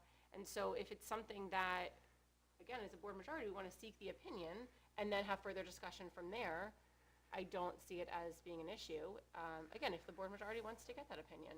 I'm not trying to say we have to have the opinion. I'm not saying that we don't have to have the opinion. That's, I'm not trying to take ownership over that decision here. I'm having a discussion about it. I think that, yes, the discussion was always about opt-out and opt-in, and it was something that we saw community members would like to have seen the opt-in, Yep. but based on the law, we were unable to do it, and we've always had the permission slip, so I think that we've always been very cognizant of some parents that may or may not want to have certain lessons presented to their children, and have tried to put the information out there as much as possible. I do agree with you that I think it's much more of a closer to an opt-in, where they're getting a permission slip, they're seeing all the information. Dr. Garibay, in your opinion, do you think that advisory opinions change year after year, depending on who's on a committee that's looking at it? That if we did look at an advisory opinion now versus 4 years ago, that there could be a huge shift in the opinion? I think we should, as a board, look at the advisory opinion again, which I can put in there, and see if it gives us any information that we would take, that the board would take an action that's different than what the advisory opinion was on, which is the implementation of an opt-in or not wanting to do it at all, which are, you know, if those are the consideration, that is what to my recollection, without having it right in front of me, it is my recollection that that's what the advisory opinion has. So I can share that with the full board, and then you can make an informed, this way we can make an informed decision if that is changed. You know, the ethics, school ethics have not changed. So if the opinion and the information we're seeking, if we want to approach something differently, we can certainly do so, but it may already we may already have the answer in that opinion, which I'll share again with the board. Yeah, and I think that's fine. I think too, because this curriculum, the changes to this curriculum have been implemented, what sounds like after that advisory opinion was received, perhaps there's been some changes in what how that opinion would look. Perhaps. Maybe not. But we won't know unless we get another advisory opinion. I'm up for that. Sure. Who writes the advisory opinion? School Ethics Commission. Okay, is that a part of the Department of Education? It's separate, and it's not part of the Department of So it's an Education. independent, Correct. Opinion? Correct. Give it back to the school board? So is everybody good with that? We'll review the current advisory opinion, and then we can proceed from there as far as whether or not we're gonna. Yes. Thank you, Mary Jane. Absolutely. All right, anything else for curriculum? Again, It seemed like more like an opt-in now. To me, when a parent says no to it, having a call back doesn't seem like an opt-in. That still seems like an opt-out, which it is. I'm up for doing a vote for getting rid. With all due respect, I understand why you do it, Dr. Garbe, and appreciate it. But to me, when a parent says no, no means no, and I'm up for putting a vote for getting rid of the call to the parents, or when the parent says no on the opt-out form. Can I, Vinny, I think part of it is when we were looking at it, it was almost like a permission slip, same as if there was a class trip. So if a parent said no or something of that sort, or perhaps they clicked on it, it's just a confirmation. Like, did you mean to click this? You know, are you sure you don't want them to be a part of it? So I think it's more, it was like a confirmation, and that's the premise of it. Not saying that. If that's the case, then if they say yes, why don't they get a phone call when they say yes and say, hey, are you sure you wanted to say yes to this? Right. Let me know. I understand the Yeah. side of it. Yeah. But I think that was the whole thing, kind of, hey, did you understand this, or did you have any questions on it? So, I mean, I'm not opposed to what you're suggesting, but I'm just saying when it came up, I think that's why some of the health teachers were doing that. I agree with Vinny. I think no means no from the parents, and I don't think, they really need a follow-up call. If Is it's there okay. a way, I'm sorry, do you mind? Is there a way, so when we do the forms at the beginning of the year, and I believe it's the photo form, that there's an actual, like a confirmation after that says this is, you're certifying with your initials that this is your choice, right? I don't remember because I haven't filled out one of the forms in a while for my kids. Do we have that on the form, and then perhaps that's another safeguard against, right? So if you're saying no, you're certifying, I'm saying no, and if you're saying yes, to your point, Jason, that I'm certifying this is not a mistake, I'm putting my initials here just like we do for the photo forms, so that there's an extra layer. So to your point, Vinny, if they're saying no, and if they're saying yes, they're certifying that they're saying yes, and there's not an error there. Even on that, it could be like, yes, no, I've read all the materials, and I'm saying no, or yes, I've read all the materials, I'm saying yes. Right, it's just an extra safeguard, that's all. So then, like, to your point, that they're not getting a phone call saying that there was an error or any questions or anything of that sort. I think it's just another step. I like that, but I do know people in the past, parents who have been called when they've said no and received more information from typically Mrs. Lowe's, and then they feel comfortable with it. If it's like one of the lower grades where it's not as intense as it comes off sometimes to a parent that just doesn't, really understand what's going to be taught. And then maybe it is like a valuable lesson for the child, and so it ends up working out that the parent was called. But I like this because it, if then maybe on that safeguard, that second thing, it can say if you're unsure, you can reach out to the health teacher for more information before. So making why this don't we take a decision. look at what the form looks like and see some possible changes, and then we can get them back to the board to take a look at. It sounds like there's some options. Maybe, if it's something we could put up for vote next week, and not the next meeting or something like that. Right, well, I don't think it requires vote, it's just an No. operational discussion that okay. we just have a Yeah. conversation about. It's not, it's not something that is, if you want to vote, you're more than welcome to always. I'm not saying you don't have to vote, but it's something that can just be a preference of the board with the way we are. the way that, what the slip actually looks like, Right. or the form actually looks like. So, yeah, so we'll do that. All right, thank you. Follow up on it. I'm sure we'll see that in your updates, Mary Jane. All right, anything else for curriculum before we move on? All right, great. Buildings and ground safety and security. Kevin, what do you have for us here? I have a meeting with the chief of police. We do.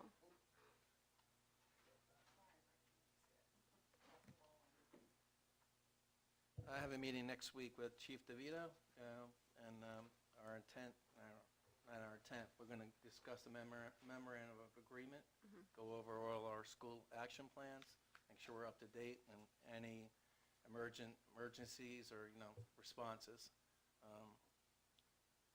Coordinate our responses between the police, our school safety monitors, and our SLEOs. It's going to meet and greet. Chief, first meeting as a police chief.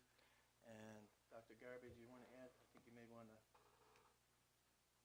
Yeah, I think we'll be talking about some potential security enhancements, and then we'll also be talking about we'll be using elements of our professional day to be doing some walkthroughs of some additional security thing that's going to be a component of our professional day on Monday.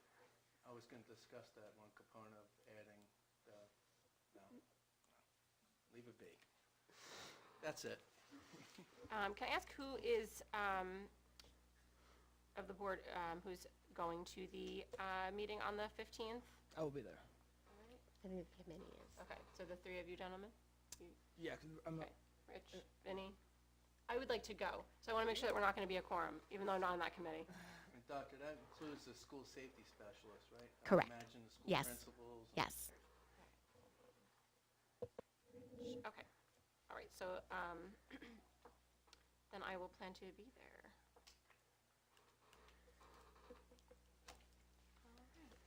All right, any further discussion about that? Any questions? Just want to add that I was just invited by the state to the Joint Assembly is meeting on November 1st as a Zoom meeting, and I was asked to speak again about our threat assessment teams and funding that a lot of our districts in Monmouth County are struggling. We're fortunate here in Colts Neck to have a lot of resources available to us.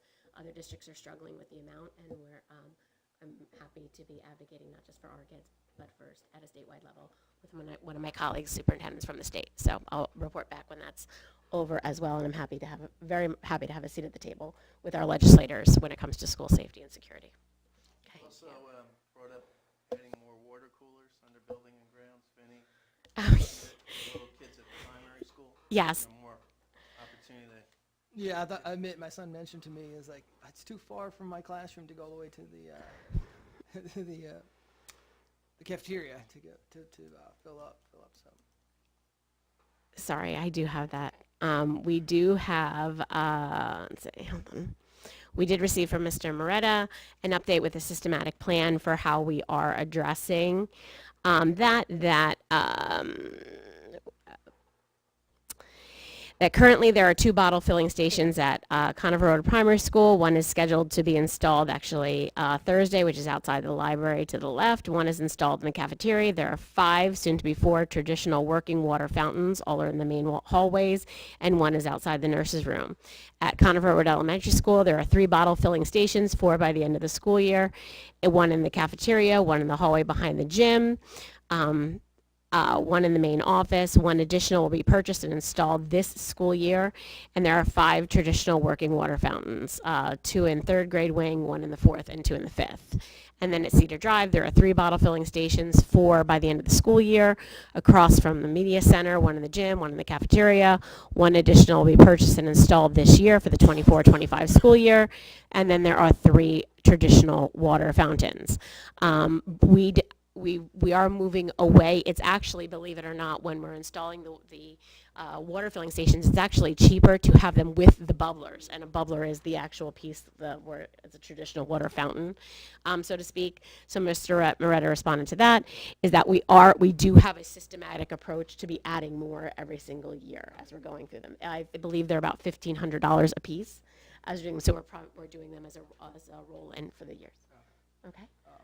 Yeah, so there'll be each of this, the grades wing, there'll be one that'll be in close enough vicinity for them, if they have to leave during the class, if they want to go to the bathroom or go. Yeah, without a map, I can provide you with a, specific map as to where they're located and that type of thing, but yeah. And then the water fountains, so that they'll be easy enough where they could fill up the water bottle with them as well, too. That's correct. Takes a little longer, but yeah, yes. Whether the spout will be high enough for the. Correct. All right, anything else for buildings, ground safety, and security? That's it. Okay, moving on to policy. So the bulk of this should be fairly quick here. Most of these policies we've already done for our first read. I believe there was only one opposition to one of the policies. The bylaw changes. So is there any further discussion that we want to have about any of those bulleted policies, regulations, bylaws? No. Okay, great. So now we'll move on to number 2, which is, and we'll be voting for those to be adopted on the 30th then. So number 2, we have the revised updated job description for our bookkeeper payroll that we have linked in there. So any questions, comments, concerns about the language that we have been provided with for that?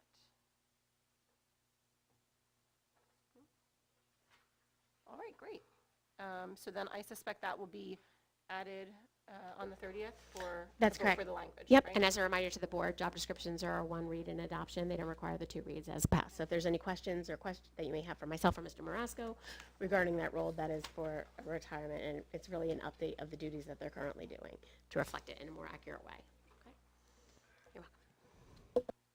Okay, so number 3, we have policy and regulation 9130, which is our public complaints and grievances. So we wanted to put this on here to have a discussion with the board to see if what we are currently doing as per our policy and regulation is working. Do we think that there's any changes or amendments to this policy and or regulation that we need to discuss? So I want to open the floor to the board to let us know if there's any issues. Yes. Yeah, just in looking this over, to add context, I think, from Dr. Garabay's last weekly update, she advised us of a concern brought to a board member with regard to resources that are available as options for students in the middle school classrooms with permission slips. And this led to a larger scale review of these resources, and the process is under administrative review, and more information will be available when that review is complete. And so I'm appreciative that this policy is up here for discussion in case it needs any amendment.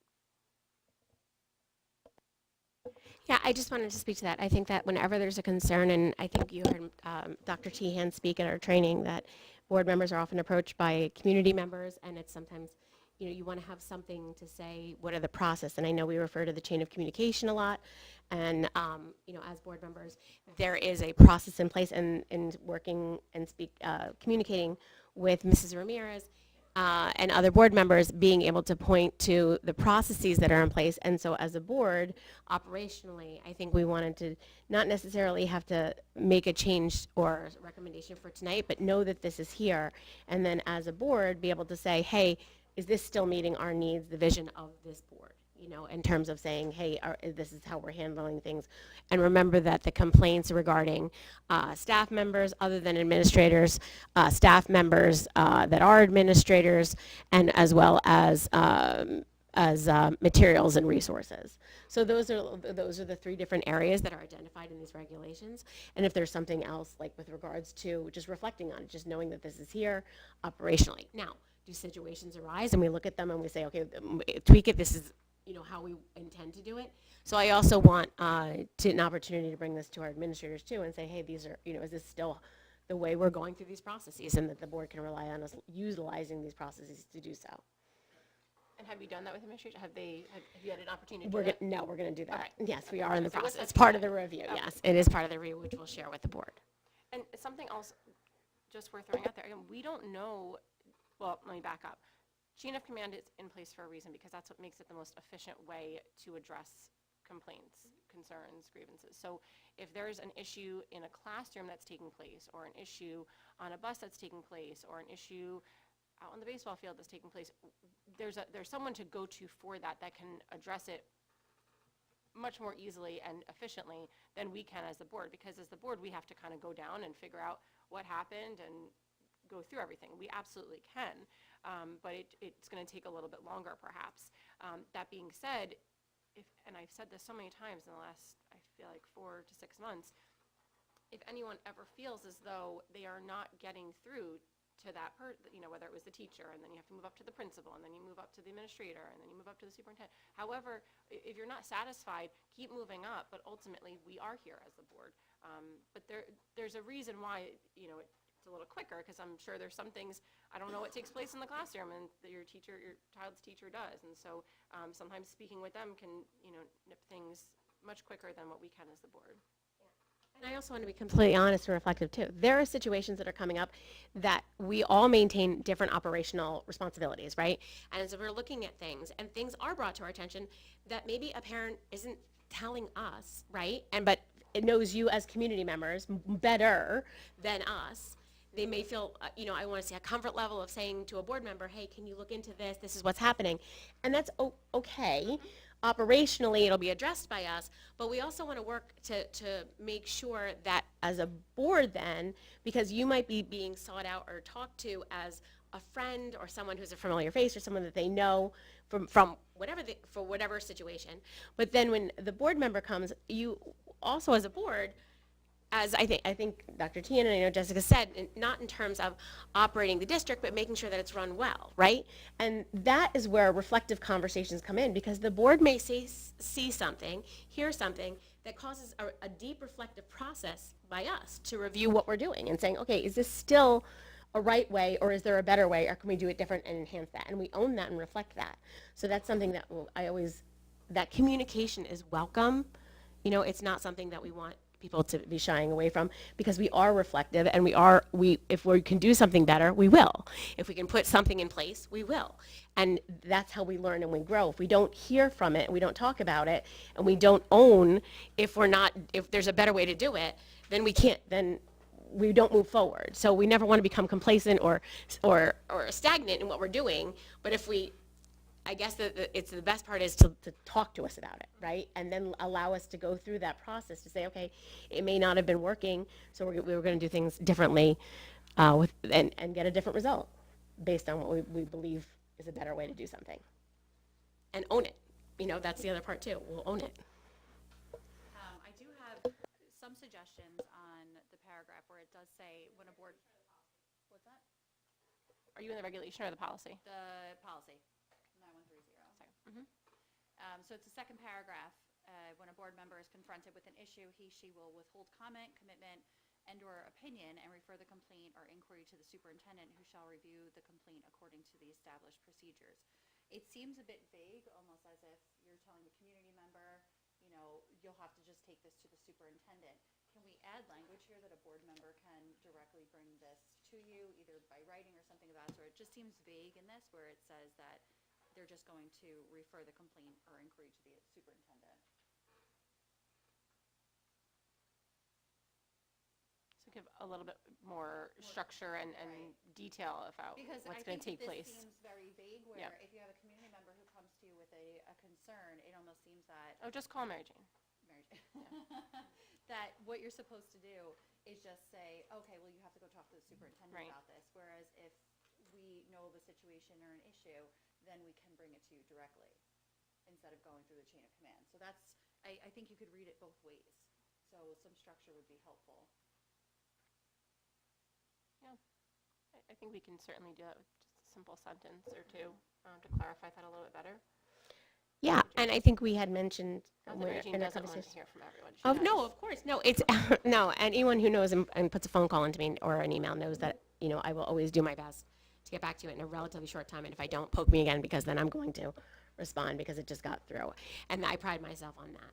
The one thing I think that we had mentioned is that in addition to the board doing this work, this could also be part of a parent advisory committee discussion, because if they are concerns and if it is a structure, we could get recommendations from them and I think that opens up that line of communication with regards to these policies and the procedures that are in place with the language. So to your point, what would they want?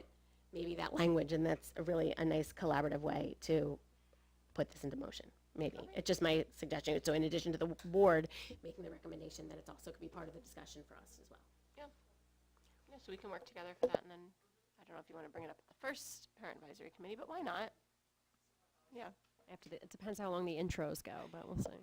With 45 people.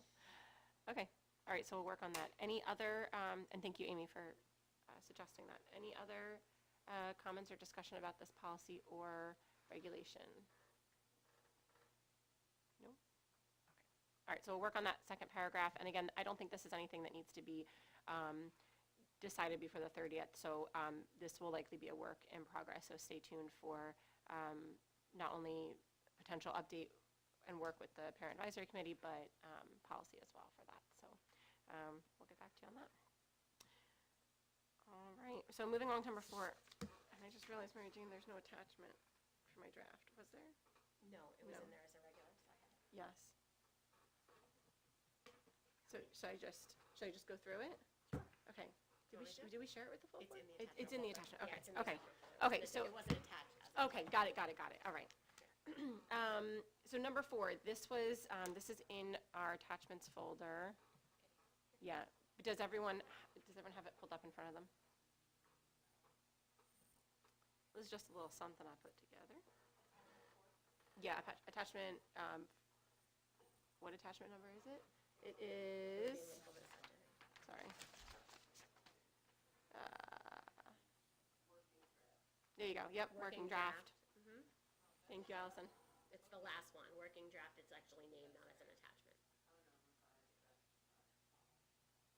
Nope, working draft was it's revised draft.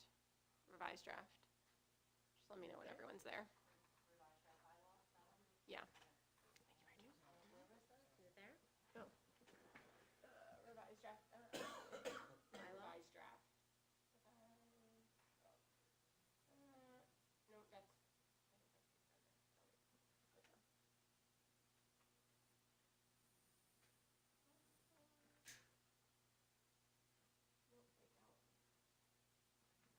Give me 2 seconds, I'll share it again. I was just gonna say, maybe Yep, it's give just me easier. 2 seconds. There are so many attachments in there.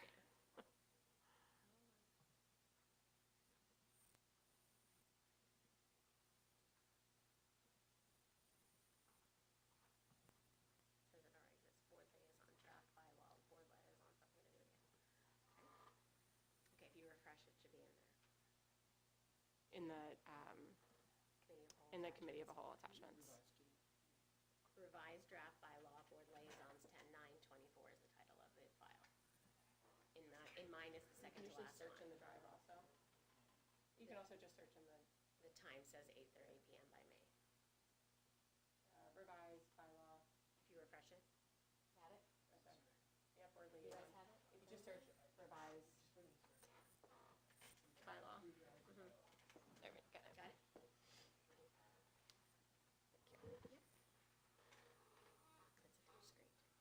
Oh, I don't know if I like that or not. Okay, so this was coming off the heels of a few different things, but we have a younger board. We have new board members. We know for sure, based on knowing that we have 4 seats coming up in this new election, that we will likely have new board members being sworn in January, at least one. And so with that comes, there's a learning curve being on this board, as we're all aware. And so something that has come up is that we have a need for a little bit more structure. And I believe some more detail for the roles and responsibilities for our liaisons. And so I wanted to put something together to kind of guide us as a board and future boards. Something that I remember hearing last year, first policy meeting, was that our policies, bylaws, regulations are created not only for us right now, but for our future boards. And so these aren't things that are just changed willy-nilly. As we're all aware, we put a lot of thought and time into them. So I thought, why not provide a little bit more structure to future liaisons as well? So that's kind of where I was going with this. In developing it, I had what I thought was a great idea, was for us to create a new liaison for the Naval Weapons Station Earl. So we have a liaison from Naval Weapons Station Earl that is often at our board meetings and keeps a great line of communication with our district. And so I also thought, if I'm drafting something that is going to be put down in writing, might as well discuss having a possibility of another liaison so that we can keep those lines of communication open. So this is the language. Again, this does not need to be voted on the 30th, nor do I even anticipate it being voted on the 30th. But I wanted the board to take a look at it, give me any feedback, if there's any concerns about any of the language, of course, but also if there's anything anyone wanted to add to this bylaw. It's very detailed, which is why we also played with the idea of having it be just an extension of 0155, but I felt like it was kind of needed its own since there was so much detail for it, and I just think it outlines everything that as liaisons can be done and should be done and how they can be done. So I'll just open it up to everyone and anyone who has any concerns, questions, comments. Just one Yeah. on the roles and responsibilities. Mhm. The first one is act as an official representative between the Board of Education and the respective community group or association. Mhm. So also in our bylaws, it does say that the president is the only one that is going to be able to speak on behalf Right. of the board. So I just want to make sure that this is kind of superseding that in a capacity where, you know, if you're at a PTO meeting, so I've gone to a PTO meeting before and have cleared with the current president, this is what I'm going to report on, this is Right. what I'm going to say.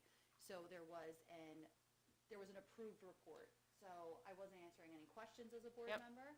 I wasn't, you know, fielding anything representing as the president, but as the representative, I was giving a report to that group. So there should be something in there that perhaps, you know, you're still Clarifies that a bit more. clarifies just a little Yeah. bit more, because it does say that you're now acting as an official representative, where technically it's only supposed to be the board president, unless the board president's not available, and then the board vice president.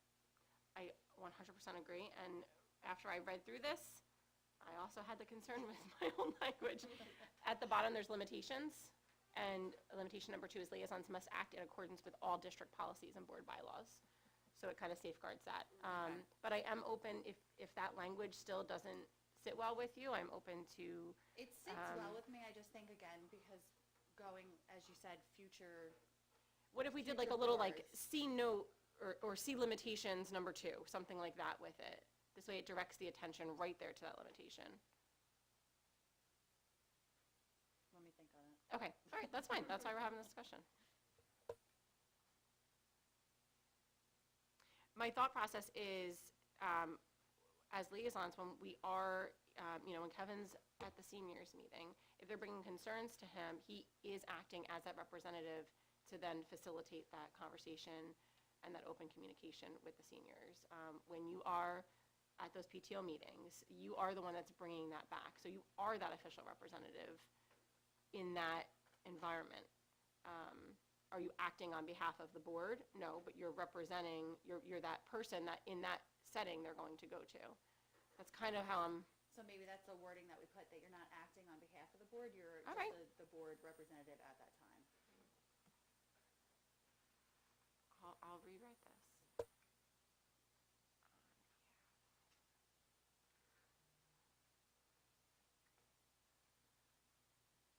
All right. Anyone else? Any thoughts?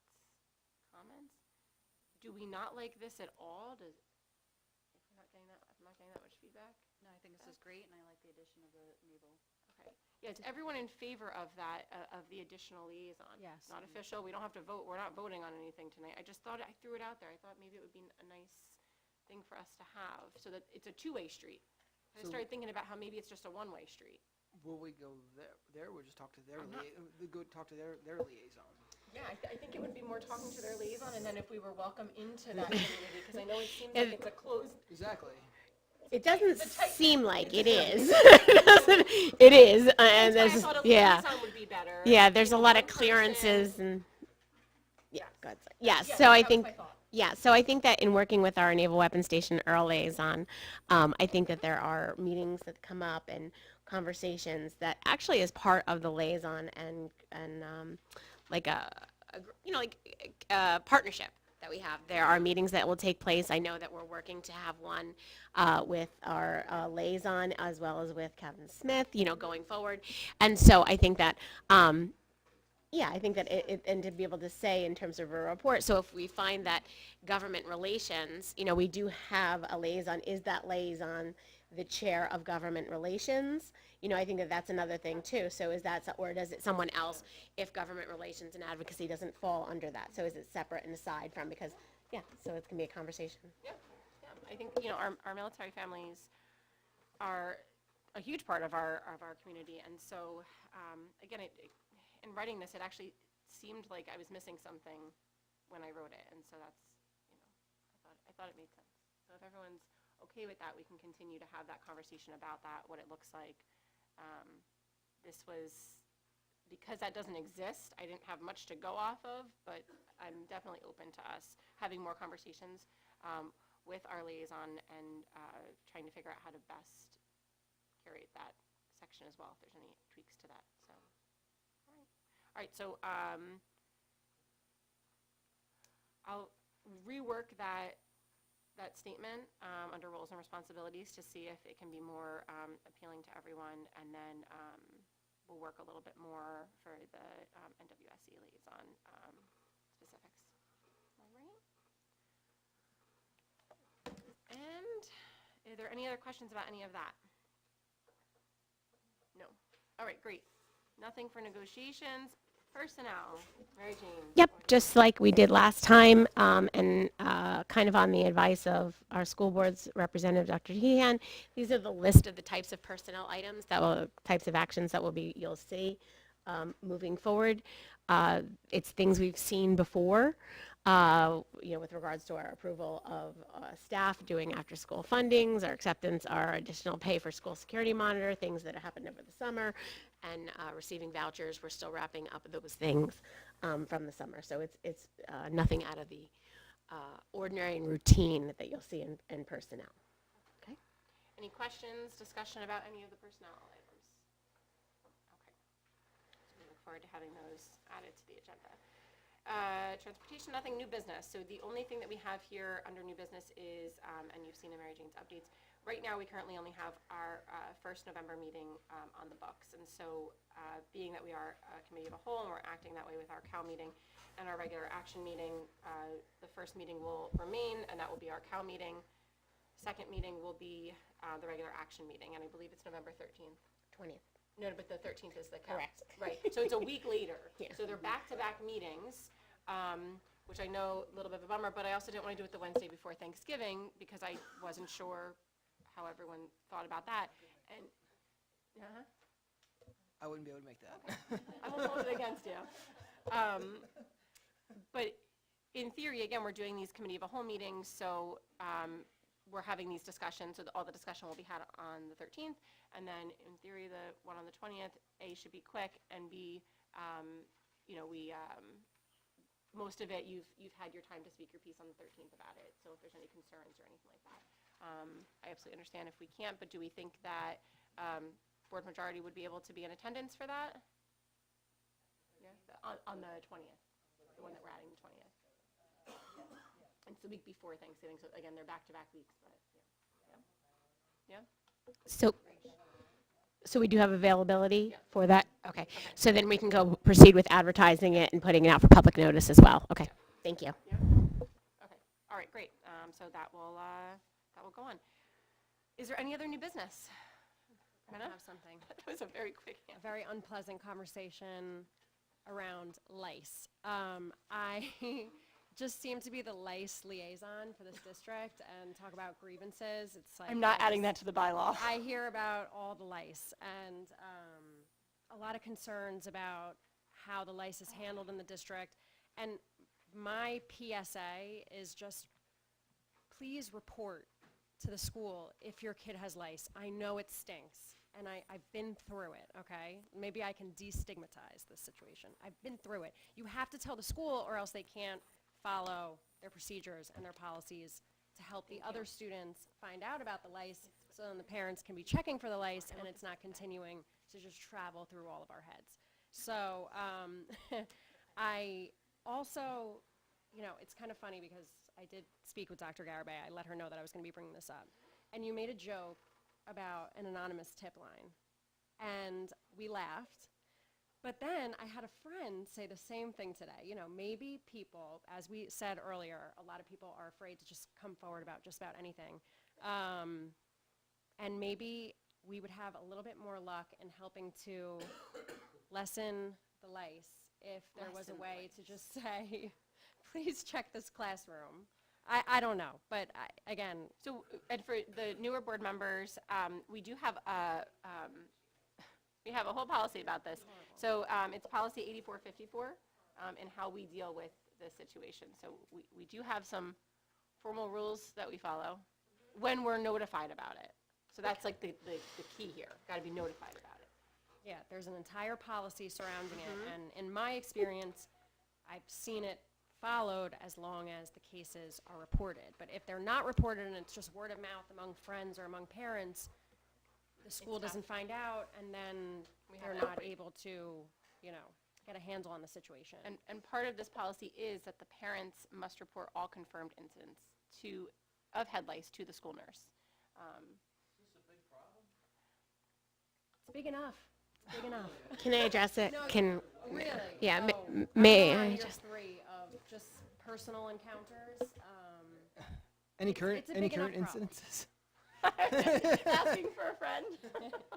No, Yeah, if listen, I can address that, the one thing is that we can't go on speculation. So while I did it, we did talk about like the anonymous tip line.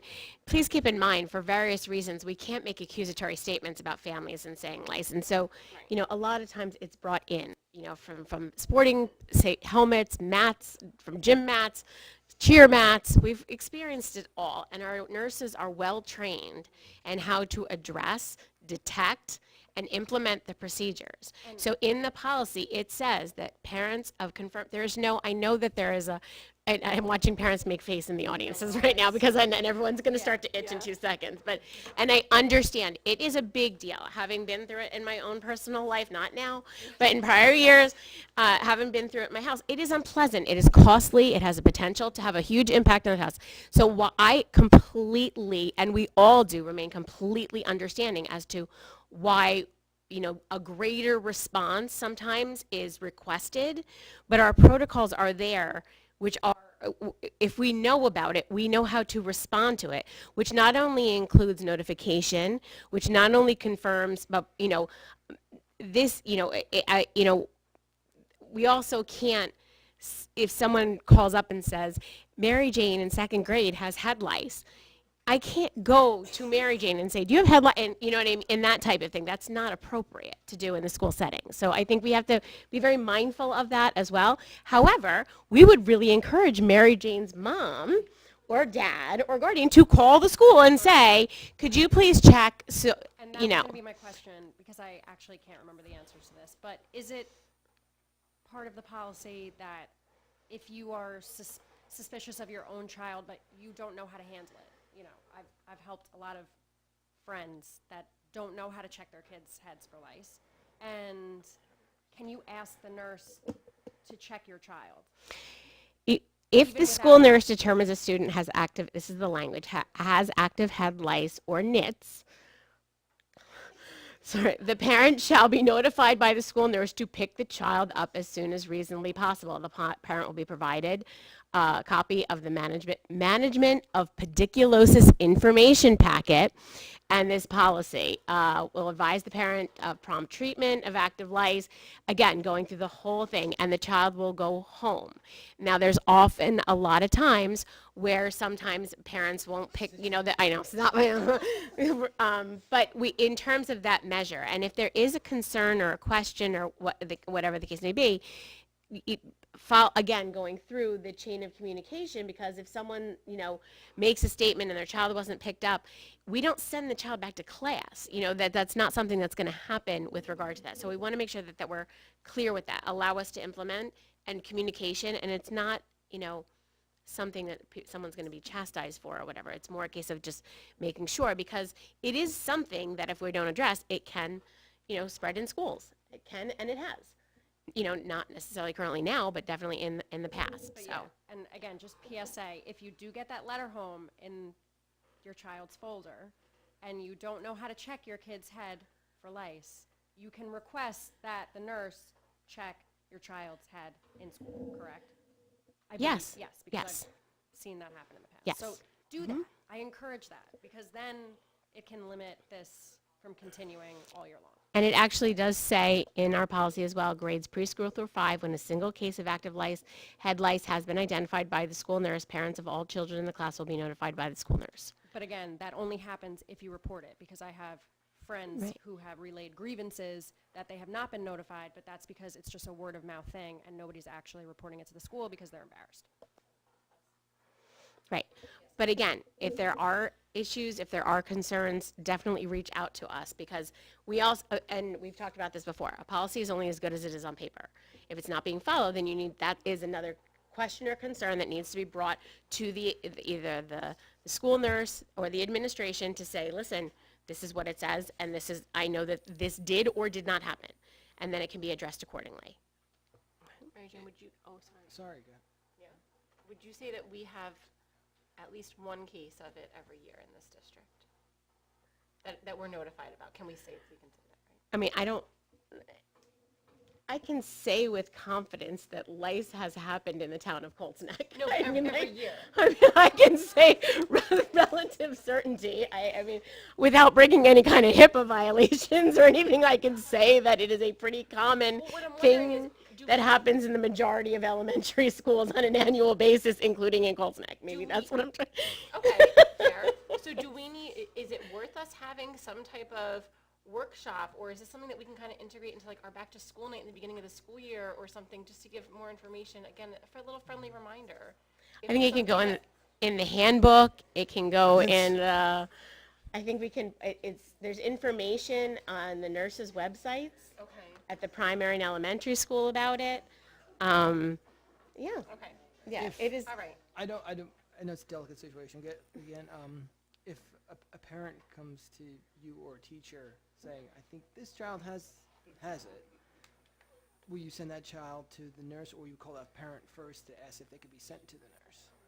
I think it's handled on a case-by-case communication with the parents first. It's not a case where we're going to say, hey, Sure. you know, yeah. I think the situations are handled on a case-by-case basis. Yeah. But again, remaining completely empathetic to what we all are experiencing right now, just talking about lice, that I think is a case where there's a discomfort and an understandable reason why. I completely understand. And we want to make sure, But I'm not sorry. we want to make sure that it's managed and handled and communicated appropriately. So like I said, if it isn't, that is something with regard to the policy that we have to be aware of. Okay. Any other further discussion on that? Let's hope we don't get an incident tomorrow. Yes. No, that we discussed this all. Jinxed us. We, jinxed we, ourselves. I'm spoken happy to into teach existence. everyone how to do a self-check. Is there any other new business?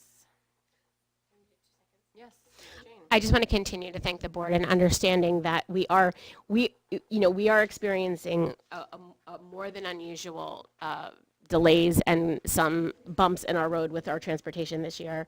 It's due to new staff that have come in, medical, family medical leaves, all of the things like that. So thank you for your patience. If you hear something or there is a concern, our transportation coordinator, Paul Roscoe, is responsive, but please make sure that, so we appreciate the patience as we are working things out. We do anticipate them getting better.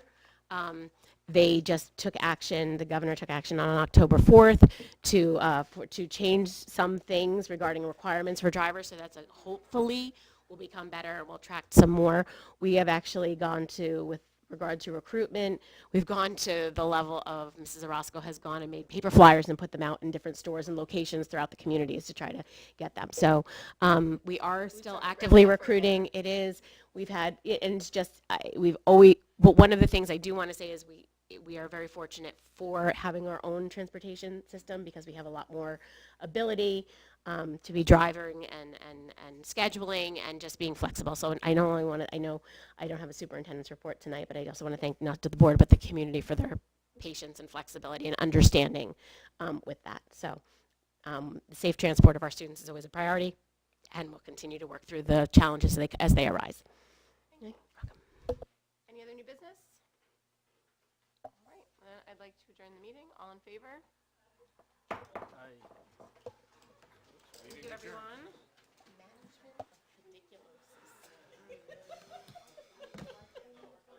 There you go. Just turn your microphone